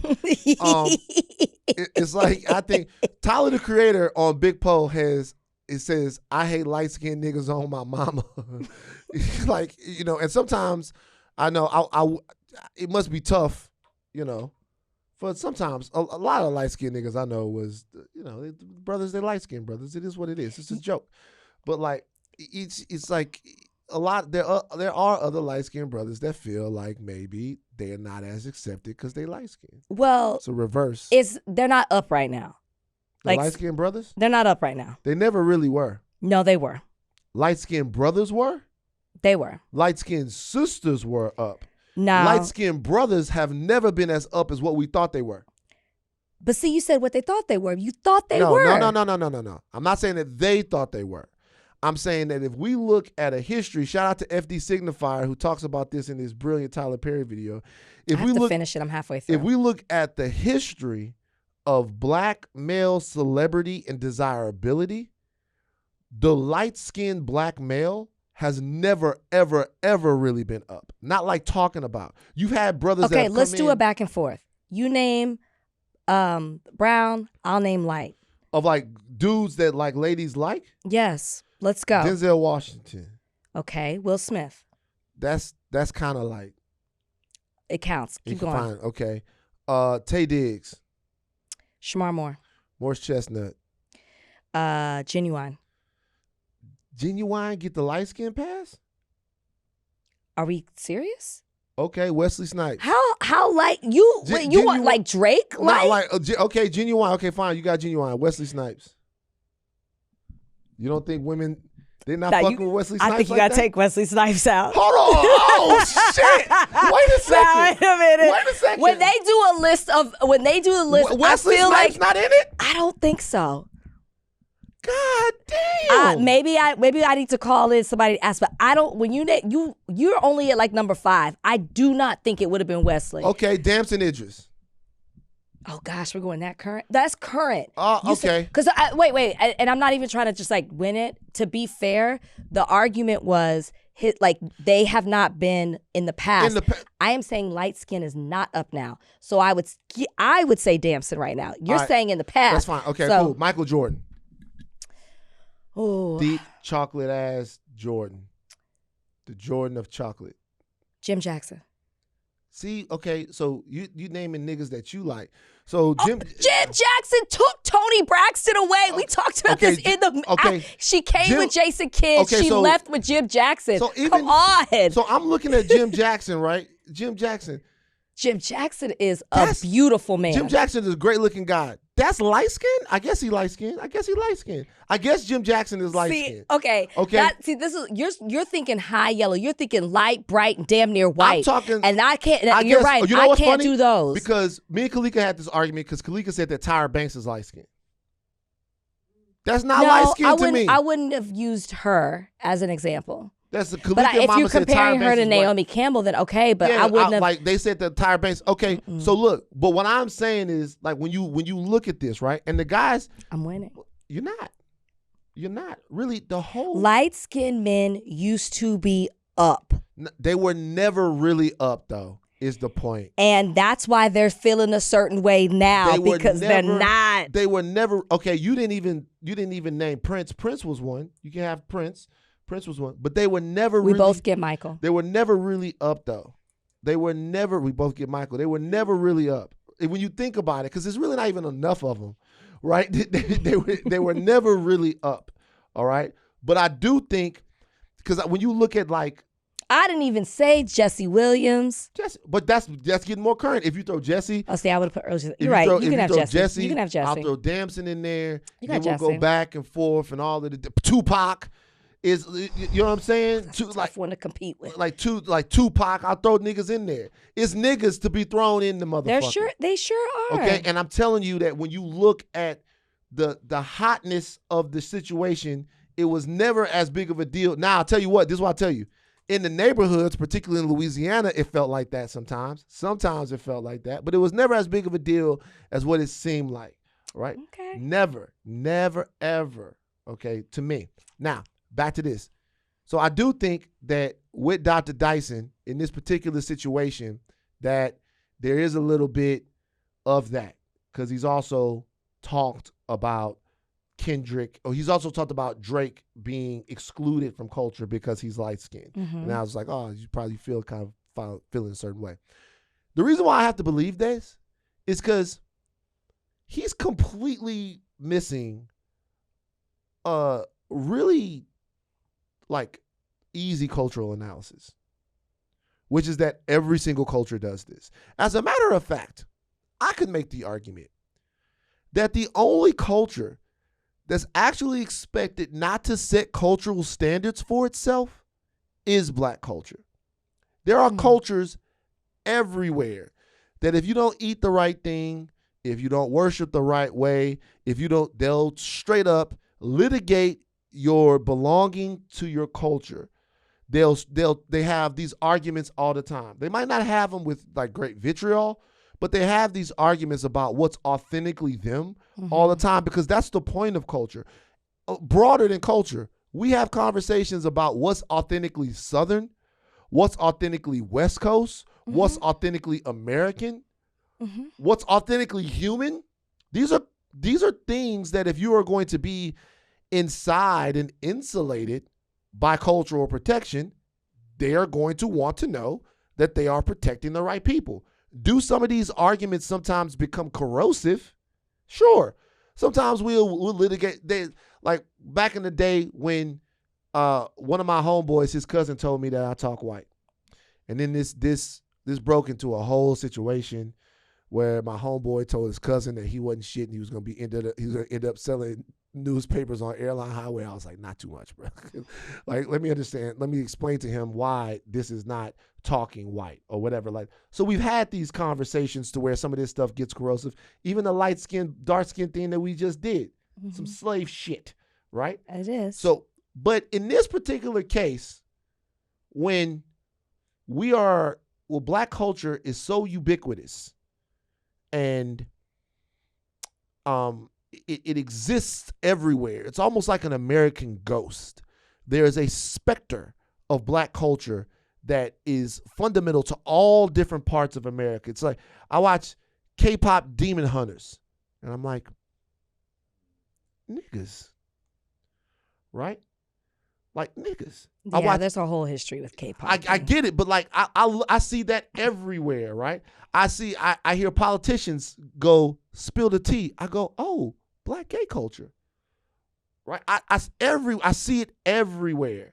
So it's like we have, to me, a duty to ourselves to define in really broad ways to us, but finite ways outside of us, what is authentically cultural. Do I think that Drake is not authentically Black? No. Right. No, he's Black. He's Black as fuck. Nigga, he's Black. Drake is Black. Like what Michael Dyson, Eric Dyson said is true. Not only is Drake Black, but the foundation of his music is steeped in Black cultural technology that is fundamental to Black to Black music. Fundamental to Black music. The fucking slap bass and all of that shit. He definitely Black. You can hear the Memphis in all of the different shit. He a rapper. But there has been enough tape on Drake for people to wonder all kinds of things about him. There's tape on him. That's tape of him saying how people used to talk back in the day was ignorant. He, in that situation, was the guy telling me that like there's talk about all of this stuff. So it's not unfair to him to litigate it. I think it's unfair to him to say he not Black. Yes, and I agree. We've always had that stance, and yes, there's the picture of him in blackface. And I think it also is like it's what he's talking about. If you listen to the lyrics, it's like you go to Atlanta, you try to do this. You come to LA, you say these things. You act like you rap like you trying to free the slaves. It's like things like that you say. That it's like, wait a second. These are the things that he's talking about. Like even and we didn't play the whole Michael Eric Dyson clip, the first one, but even in that one, when he's talking to Jay Moore and he's talking about Kendrick talking about colonizing, it's like, well, he's talking about colonizing sound because there's the talk about how Drake, with the UK drill and his accent. Is it Jamaican or what that he tries to do? I don't know. Yeah, well, he does. But even that though, he's not the first rapper to do that. No, He's not the first rapper to change up his sound based upon who he's around or who's producing him, or No. he goes someplace and he sound like them. But it can be litigated. Then people can talk about even it. that though, those are things that exist inside of black culture. Those are for those cultures, really. This is the way I look at that. If Drake, right now, if I was to put out an Afrobeats album, right? Well, we don't have anything to compare that to. But what do you mean? Like, you don't have other music. I So do, though. I'd be... People around What, town like what? know that I rap. You know what? I'm going to drop something. But you rap, you don't have music. In the next month, I'm going to drop something. Okay, and then you'll have music. Yeah. But I'm right, going but to if drop you- something. if You know you what? I'm going drop- to drop something in the next month so y'all can see what's Great. up. If you dropped an Afrobeats thing right now, I'd be like, oh, that's his style. But here's the deal, though. Afrobeats is not a style that I'm supposed to endeavor into. Afrobeats is a West African form of mainstream music that some would say is for Wizkid, is for Burna Boy, is for everybody over there that's doing that, right? And you're not, it's like me making reggae, right? No matter what the I connections would have between. assumed you had a connection to it if you did. Oh my God, if you came out with the reggae album. So what I'm saying is, but listen though, bop, bop, bop. You know what I'm saying? Bop, bop. Ting-a-ling-a-ling, school bell ring. Who what's next? Ting-a-ling-a-ling, school bell ring. Who knows what's next? Who knows what comes next? Take the stars Nah, out man. the sky That's not for what's you. next. That's not what's next. There's nothing in this world that That's not what's next. I wouldn't do. That's not what's next. So what I'm saying is, if I was to do that type of music, I would expect there to be people that did that type of music, people that are from the islands or people that are from different parts of London or West Africa, that is we are all black, but that is a different form of black cultural expression, to be like, hey, should you be doing this? If you are an American-born black man from Baton Rouge, Louisiana, should you? But that is their argument. That's for them to decide whether or not that entree into that is cool with them. For me, looking at somebody else that will go do that, I'm like, well, all right. The record's called Galchester? Put that bitch on. Like if it's good with Skepta, it's good with me. Skepta. If it's good with another one. Another one. See what you just did? Another one. By the way, I'm with it. Another one. Right now. Another one. Burna Boy, Skepta, all of them. Okay, they're gonna come and get you. The gorilla people gonna fuck you up. But like, the gorilla people gonna fuck you up. But like, you just diss Burna Boy. Burna Boy people on online is crazy. The gorilla people gonna fuck you up. But I'm just saying. So all of that stuff, it's like it is what it is. I'm not really tripping about that. The free the slaves thing. Why? The free the slaves thing is interesting. That just shows that you're disconnected. Like, you would never say that. The You would, free the you would slaves easily thing know is interesting. how problematic that is and how distant from the culture that is. You rap it like you try to free the slaves. Rapping like you try to free the slaves is interesting, just because I'm sure you don't get it. There's other niggas in rap that have said similar things, like, you know, Wayne saying, I never face racism. Like different people say, but saying you rapping like you trying to free the slaves is my nigga. Come on, dog. Was Wayne vacationing when he Oh, you talking made about that what? comment? Shout out to Cam Newton, by the way. Was Wayne still in his vacation? Cam Newton did his own black vacationers. I do have one thing I should say about Cam Newton's list. There are people. So Cam Newton's list, first of all, is great content. Genius. The Wayne one, Wayne vacationed, right? He did, right? Just for clarification, you did A White white Vacationer, vacationer's list. and he played that video and said he was going to make his list of black vacationers. Black vacationers list. And I thought it was very funny. The only thing I'll say about it is, with some of the people that were on the list, it was hard some of them just came home. Yeah. Like when I said came home, I mean, it seemed like they was really, because to take the vacation, you got to be black, then white, then come back black. or to take the vacation, you got to be white, then black, and then come back white. If you never really were a part of black culture, and then you become a part of it, you were never really vacationing. That's what you just came home. Did you want to add anybody to the list? Not really. I do. Okay, go for it. This is what the fuck I'm talking about. I just have one Lindsay's name. list. No, I just have one name. Who? Me. This is unexpected. This is unexpected. That was a turn, folks. This is As I was thinking about this, and I was like trying to go through a list of people, I started laughing to myself, and I was like, me. Wow. Now, according to your definition, I would think people would say this to me. I'm being funny, but in all seriousness, I don't think that I stopped being black, but I can see the argument being made for it. I went on a white show.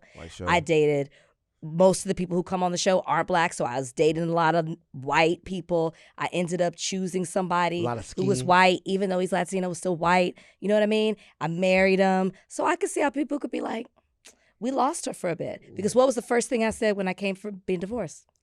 And you were like trying to set me up with people. I said, nah, I've come back home. Because a lot of white guys was trying to choose up. Rachel wasn't with it. I said, I've come home. Are you maintaining that trajectory? I'm still home. I've come home. Damn. Tough. All right, look. Shout out to Rach. That was hilarious. I didn't think that you was gonna put yourself. That's Rachel's. They don't think that I they don't think I do that kind of stuff, right? Yeah. But see, this is why there's hope for you and Umar. Don't put our names in the same sentence. This is why it's hope for you and Umar. I feel like there's nothing for us. I feel like you and Umar could have a conversation. What did he say? He said you were snow puppied. He did what? He said you were snow puppied. Oh yeah, he said I was snow puppied. People say that's why I go so hard on him. No, because he's a fraud. Oh, Jesus Christ, man. Umar, Dr. Dyson, Rachel. No. They're not the same. Joining us today from A Perfect Neighbor, the documentary, and Standing in the Gap Fund, Takema Robinson and Pam Diaz. Thank you for having me. Okay. Thank you for having us. First question, and either one of you can take this. This stuff is hard to talk about. This subject is difficult. Watching the documentary is eye-opening, but it's also rage-inducing because of the finality, the reality of it. How does it feel to have put this out in the world, but also have to continuously relive all of the events of the documentary over and over again as you talk about the filmmaking and discuss the project itself? Are you guys okay? I'll start with that. I'll answer that first. So talking about the documentary is kind of twofold. So I don't view it as reliving what happened because I live it every day. So I see the effects of what happened on June 2nd with myself personally, my own grief, and then with the children. But also, it is very hard to watch. Those were my daughter's final moments of life, her life that should have never ended, especially in the manner in which it did. So it does live with me, excuse me, but not because I'm watching the film or I'm talking about it. It lives with me because I'm living it on a daily basis. But again, sometimes it can be therapeutic because I see what is wrong with our society and that the film is bringing light and shedding awareness on issues that we face daily as people of color. And so with that being said, I'm going to turn it over to Takema. So I would say, first of all, I appreciate this as the first question, asking us how we're doing. Oftentimes, that's not where we start this conversation.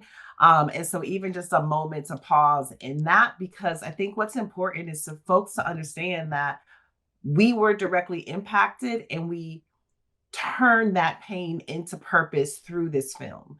And so, my sister Geeta Gondabear is the director. My brother is a producer. I'm an EP. My youngest sister, our little sister, was AJ's best friend. And so for us, this has been grief work. This wasn't just another documentary. This was our way of working through grief.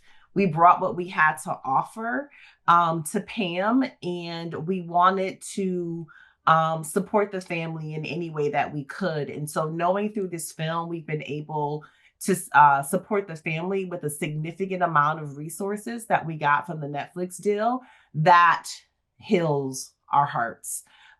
Knowing that the world knows AJ's name and that she's not forgotten is an act of healing ourselves.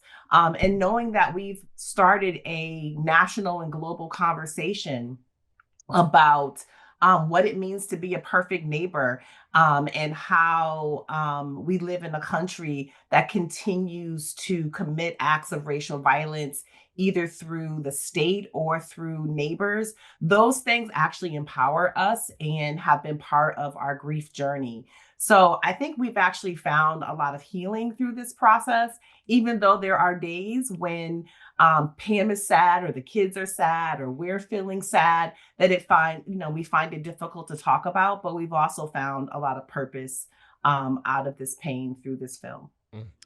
Yeah, I want to kind of build on what you guys are saying, because it is so important that we remember AJ, not just for the tragedy that took her life, but for the life that she lived and the love that she gave, and for the legacy that you guys are talking about. And so I want to say, could you tell us a little bit about AJ and what it was that made her laugh, and what she loved, and how you remember her most? Ashika. So I didn't call her AJ. So I always called her by her nickname that she's had since a baby. So I'm going to say it, Bootsy. She was, so she was given that nickname because most people could not pronounce her name correctly. But let's see. First of all, she was just full of life, and really, she was a funny person. She chose her friends very wisely. She was very selective in who she let into her inner circle. They had to add value to her life. She was just probably one of the wisest people that I knew, that I've known. Oftentimes when I find myself in a predicament, I would reach out, call her and say, hey, this is what's going on. And she'd always give me a new perspective of how to look at the situation. She had a heart of gold. I mean, being a single mom, she didn't have many resources, but she often shared what little she had. She opened her home up to people who were in need. She donated to homeless shelters. She was just an amazing person. Fierce protector of the people that she loved. Of course. That goes without saying. But gosh, she just was a person. And as a single mom, she struggled. She was always there. She showed up for her children. She showed up for football practice. She was a team mom. Her daughter, my granddaughter was in dance and gymnastics. She was just present in every aspect of her kids' life. And again, being a single mom, she had really big dreams for herself. And I've shared this story, and it's just, it's something that just brings chills to me, being that we're in this space now and where we are, that she would say that the world was going to know her name. And she had such big dreams of being an entrepreneur and I did not necessarily believe in her ideas, but again, she was emphatic about the world was going to know her name, and it really has come to pass. And one of the things I really admire about her was her source of faith. You know, she taught me, being my daughter, taught me what it means to have faith. And that has really carried me through these times.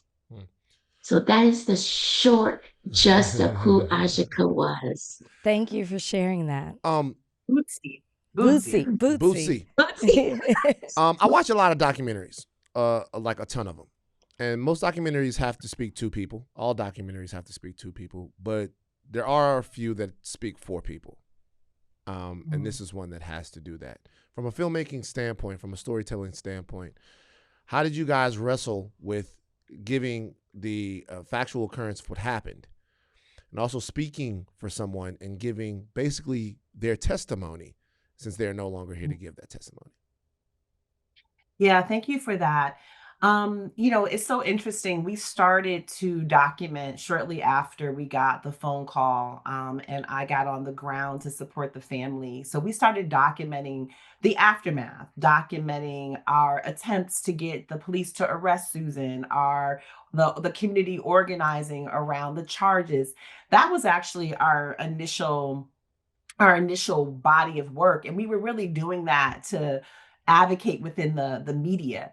We started to see on local news these small snippets of these interactions between the police and Susan and the community. And that kind of sparked an idea to do a FOIA request, a Freedom of Information Act for the footage.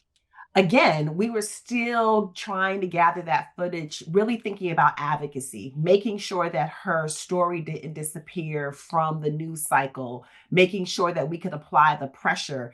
And we were ultimately thinking about Department of Justice charges, right? Wow. Using this footage to craft an appeal to the DOJ, because at that time we're talking about a Biden administration. We had been in touch with the administration. We had been talking very closely to Vice President Kamala Harris's office about those DOJ charges. They had just successfully won cases for both Breonna Taylor and Ahmaud Arbery, right? And so that was, you know, our thinking when we originally FOIA requested for the footage. I happen to come from an amazing family of activists and artists. And Geeta Gandabir, who became the director of The Perfect Neighbor, was one of them. And I asked her to actually look at this footage and string it along in chronological order so we could just see what was there. Geeta did that, again, thinking about this as an advocacy strategy. And that's when we discovered this like slow moving horror story that played out through this footage. Fascinating. Geeta's done other amazing work. I call her like queen of archival when it comes to, she's an editor by training. And so she did When the Levees Broke. And so think about all the archival footage in that. And so we're giving her sort of directorial, but also editorial brain. That's really where she saw the story. So not necessarily in documenting the aftermath, which we often see, but like this is the first time we get a window into seeing what led up to what happened from the perspective of the police, who are, unbeknownst to them, filming a documentary. And it was really her and our editor, Very Lieberman, who decided to really stay with the footage as opposed to doing interviews and voiceover, because the footage was just so undeniable that they really felt like, and I think they made the right decisions, that we could trust the audience, right? To hold this, to view this, to witness this with us and come to their own conclusions about what happened. And so those are how those decisions were made and sort of shaped what became The Perfect Neighbor, which in my opinion, definitely just changes the genre and the way we think about how police footage can be used in these spaces. First of all, I've never heard the genesis of a documentary being like that ever. Yeah. Never. I've never heard that before. It's starting in advocacy, looking at the footage and going, we have a narrative here in the story. Secondly, I wanted to bring that up just real quick about A Perfect Neighbor, The Perfect Neighbor, should I say, because there you don't get an escape out of what's happening. Mm-hmm. There's not a time where you get to catch your breath and go back to somebody that contextualizes what's happening for you and says, this happened this time, I'm detective whomever, so-and-so, whatever, or I work with this. Because you stay there the whole time, it plays out like really this horror movie. And it gets to the end and you just stay in the middle of it the whole time, which is it's fantastic. It was phenomenal filmmaking. But what a novel way to come about the film. Was there any time where you guys questioned whether or not you needed to have somebody come in there and contextualize what was going on or give people a breather from really the scary stuff that they were watching as the film builds its momentum? Yeah, I mean, I think those things were considered, but I think that in her sort of artistic vision, Geeta really made the decision to trust the footage and trust the audience. And I think that is why the film is so impactful. I say this all the time, and it hurts my heart to say this. Had we just made another Talking Heads documentary about a Black girl dying, I don't think we would be here right now. Mm-hmm. I think it was in those decisions and the fact that we could trust the audience. One thing I think that's interesting for me is that we've become so desensitized to violence in general, but definitely racial violence in our country. And we often see the actual act of violence, right? We watch George Floyd die. This is a little bit different. We actually see what led up to this occurring. And we have to Van, your point, we then have to sit with the emotional impact on the other side, right? There's no footage of the actual shooting. Right. You don't see a lot of the actual violence. And I think those choices are also really interesting because we've been desensitized to the violent act itself. But what we never have to do is bear witness to what led up and then sit in the aftermath. Yeah, it's just to build on that, it's just so relevant in the sense of how people consume things now. Like you're talking about how we are desensitized to certain things, and watching the real and raw footage almost was even more impactful, I think, for the way that we consume things now as a society. And Pam, I'll bring you in, on this questioning, because watching the story being told like that, I'm just wondering, how you guys decided to balance accuracy with compassion, and maybe even because we do get the perspective from your grandchildren, Pam, and I'm wondering, what approach did you take in telling their story, but also protecting them while, just showing the reality of what happened? Not to add that I wasn't involved in the filmmaking process. Once Geeta had the raw final footage, she brought it to me for my blessing. I had the ability to say, yes, we can go forward with the film, or no, we cannot. And so I really appreciate Geeta allowing me that choice, that decision, because it is very emotional. It is very hard to not only see my daughter there in her final moment, but the impact that has on the children. So when I initially watched the film, I watched it from the standpoint of grieving mother and a grieving grandmother. And after I watched it, it took me a bit to get through it in its entirety. I was ill. And at that very moment, I said to myself, I cannot do this. I'm seeing my grandchildren with their rawest emotion and deepest pain that they will probably ever experience in life, that I can't go forward. So as my daughter would say, pray about it. So I prayed over it. I prayed. And then I watched it again. And this time, it was as if God led me to watch it in a different lens. So I'm watching it and I'm seeing the bigger story. I'm seeing all the layers to the film. And I said that I have a responsibility to share this with the world. I have to move beyond my pain, my grief, my sadness, and share with the world what really happens to people of color. What happens when guns are placed in the wrong hands? What happens when we have laws like stand your ground? What happens when you have racism? What happens when you have biases? You couple and you add all of that together. There was just no way that I could sit on it. And I'm just thankful that I had the strength and that I was obedient to the call. So Standing in the Gap Fund, this is something that you guys have started together. Tell people a little bit about the organization, its goals, its aims, why you guys started it, and what you hope to do. Absolutely. So Standing in the Gap Fund was actually created in the first couple of weeks after AJ left us, because I've worked in philanthropy my entire life, and here I am personally impacted and could not move money. And that was extremely frustrating to me. We had to launch GoFundMe's while we were also trying to plan a funeral, while we were also trying to change diapers and console children. And it just felt like the most unfair burden. Pam was about to live the second half of her life as a flight attendant, living in Atlanta, getting ready to, pursue a new chapter. And here she is, finding herself responsible now for 4 children. It just felt so deeply unfair.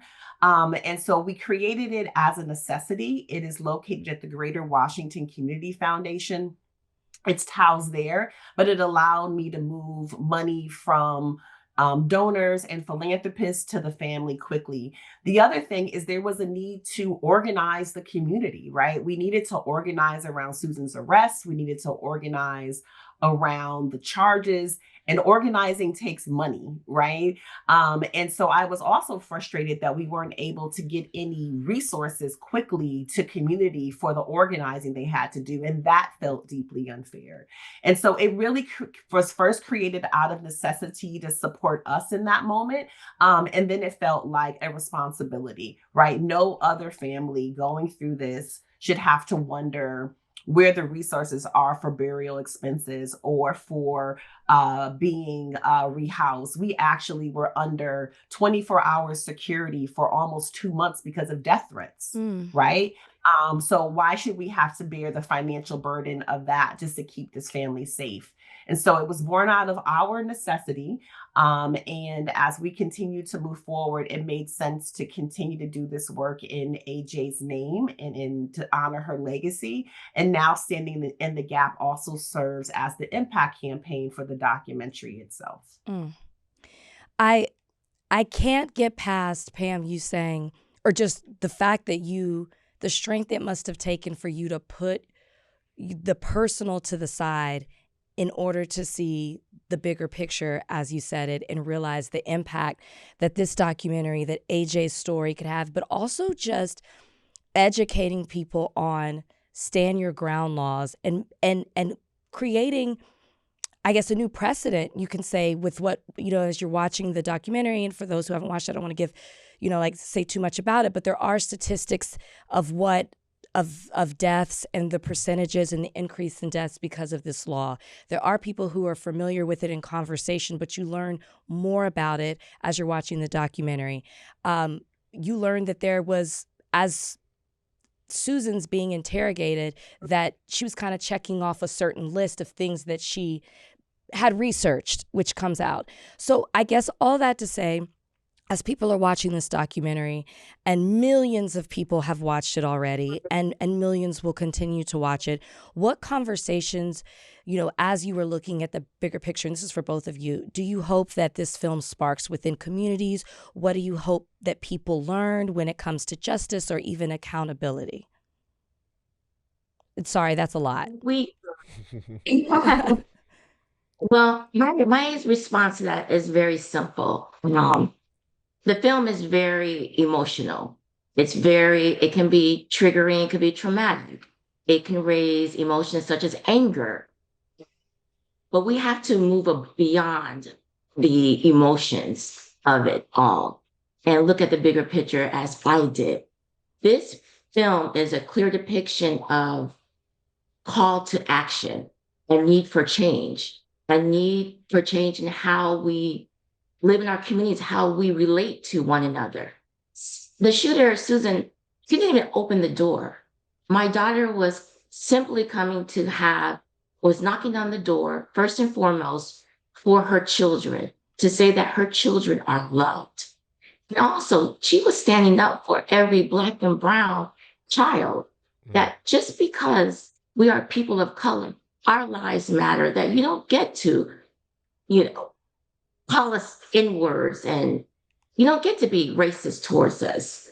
So it opens up a conversation that is so vast. It's heartbreaking that we're living in these times and we're still having conversations about racism. We're still making films and documentaries about racism. People are losing their lives because of racism. People are losing their lives because of laws that embolden them, such as Stand Your Ground. So it is a necessary film, and it is really truly a call to action. And I hope that people move beyond their emotions. I hope that their emotions drive them, fuel them to act. Absolutely. I think it's so ironic that, if you think about the trajectory of, this modern civil rights era, Black Lives Matter was launched with Trayvon Martin, and that is a stand your ground case. That occurred right down the street from where AJ lost her life. The history of Stand Your Ground actually begins in Marion County. The person, Representative Baxley, co-wrote the original legislation. He's the representative from Marion County, co-wrote it with the NRA, right? So to me, this is a full circle moment. And then having an all-white jury convict Susan of 25 years for basically weaponizing Stand Your Ground and premeditating the entire thing. Absolutely. Doing the research and everything else, as you mentioned. So I think that we want people to connect those dots. And what we always come back to is that if you think about this movie and you think about this community, we saw the best of us and we saw the worst of us. The best of us was those children playing, right? Clearly supervised, multiracial, working class. That's the kind of community I grew up in, right? Where you came in when the street light went on, where you were playing, basketball and, red light, green light, So we did see the best of us. And we also saw the way that the community came together that night to support each other and beyond. So I don't want people to miss those parts, right? That there was also the best of us in this film. Susan was the outlier. And it's laws like Stand Your Ground that embolden folks like that who want to stand behind it, hide behind it, and commit acts of racial violence. Its genesis come in vigilantism and white vigilantism. And we know the history of that in our country. And so we always come back to this saying that we have at Standing in the Gap called "We Got Us."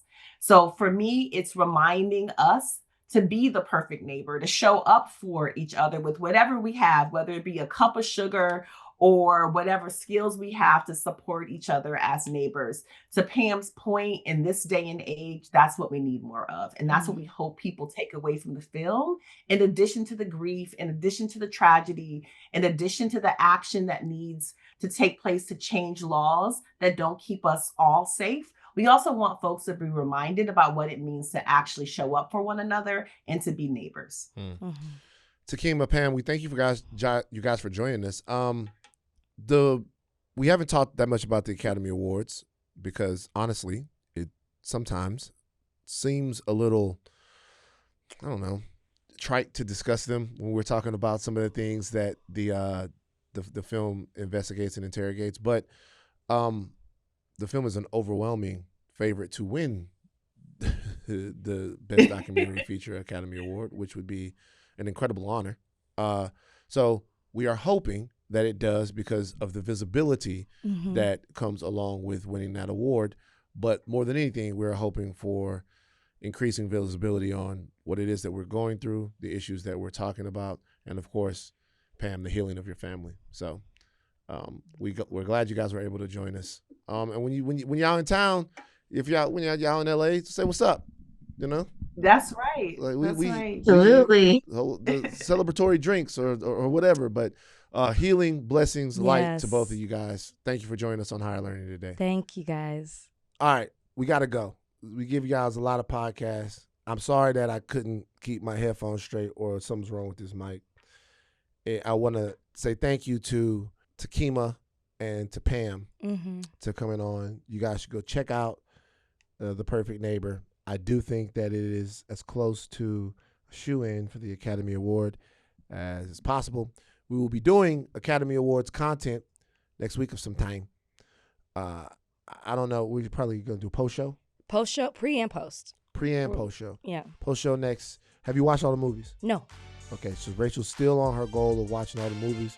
We will check back in with that. Take 3 caps off, but do not stop learning. I'm Van Lathan Jr. I'm Rachel and Lindsay.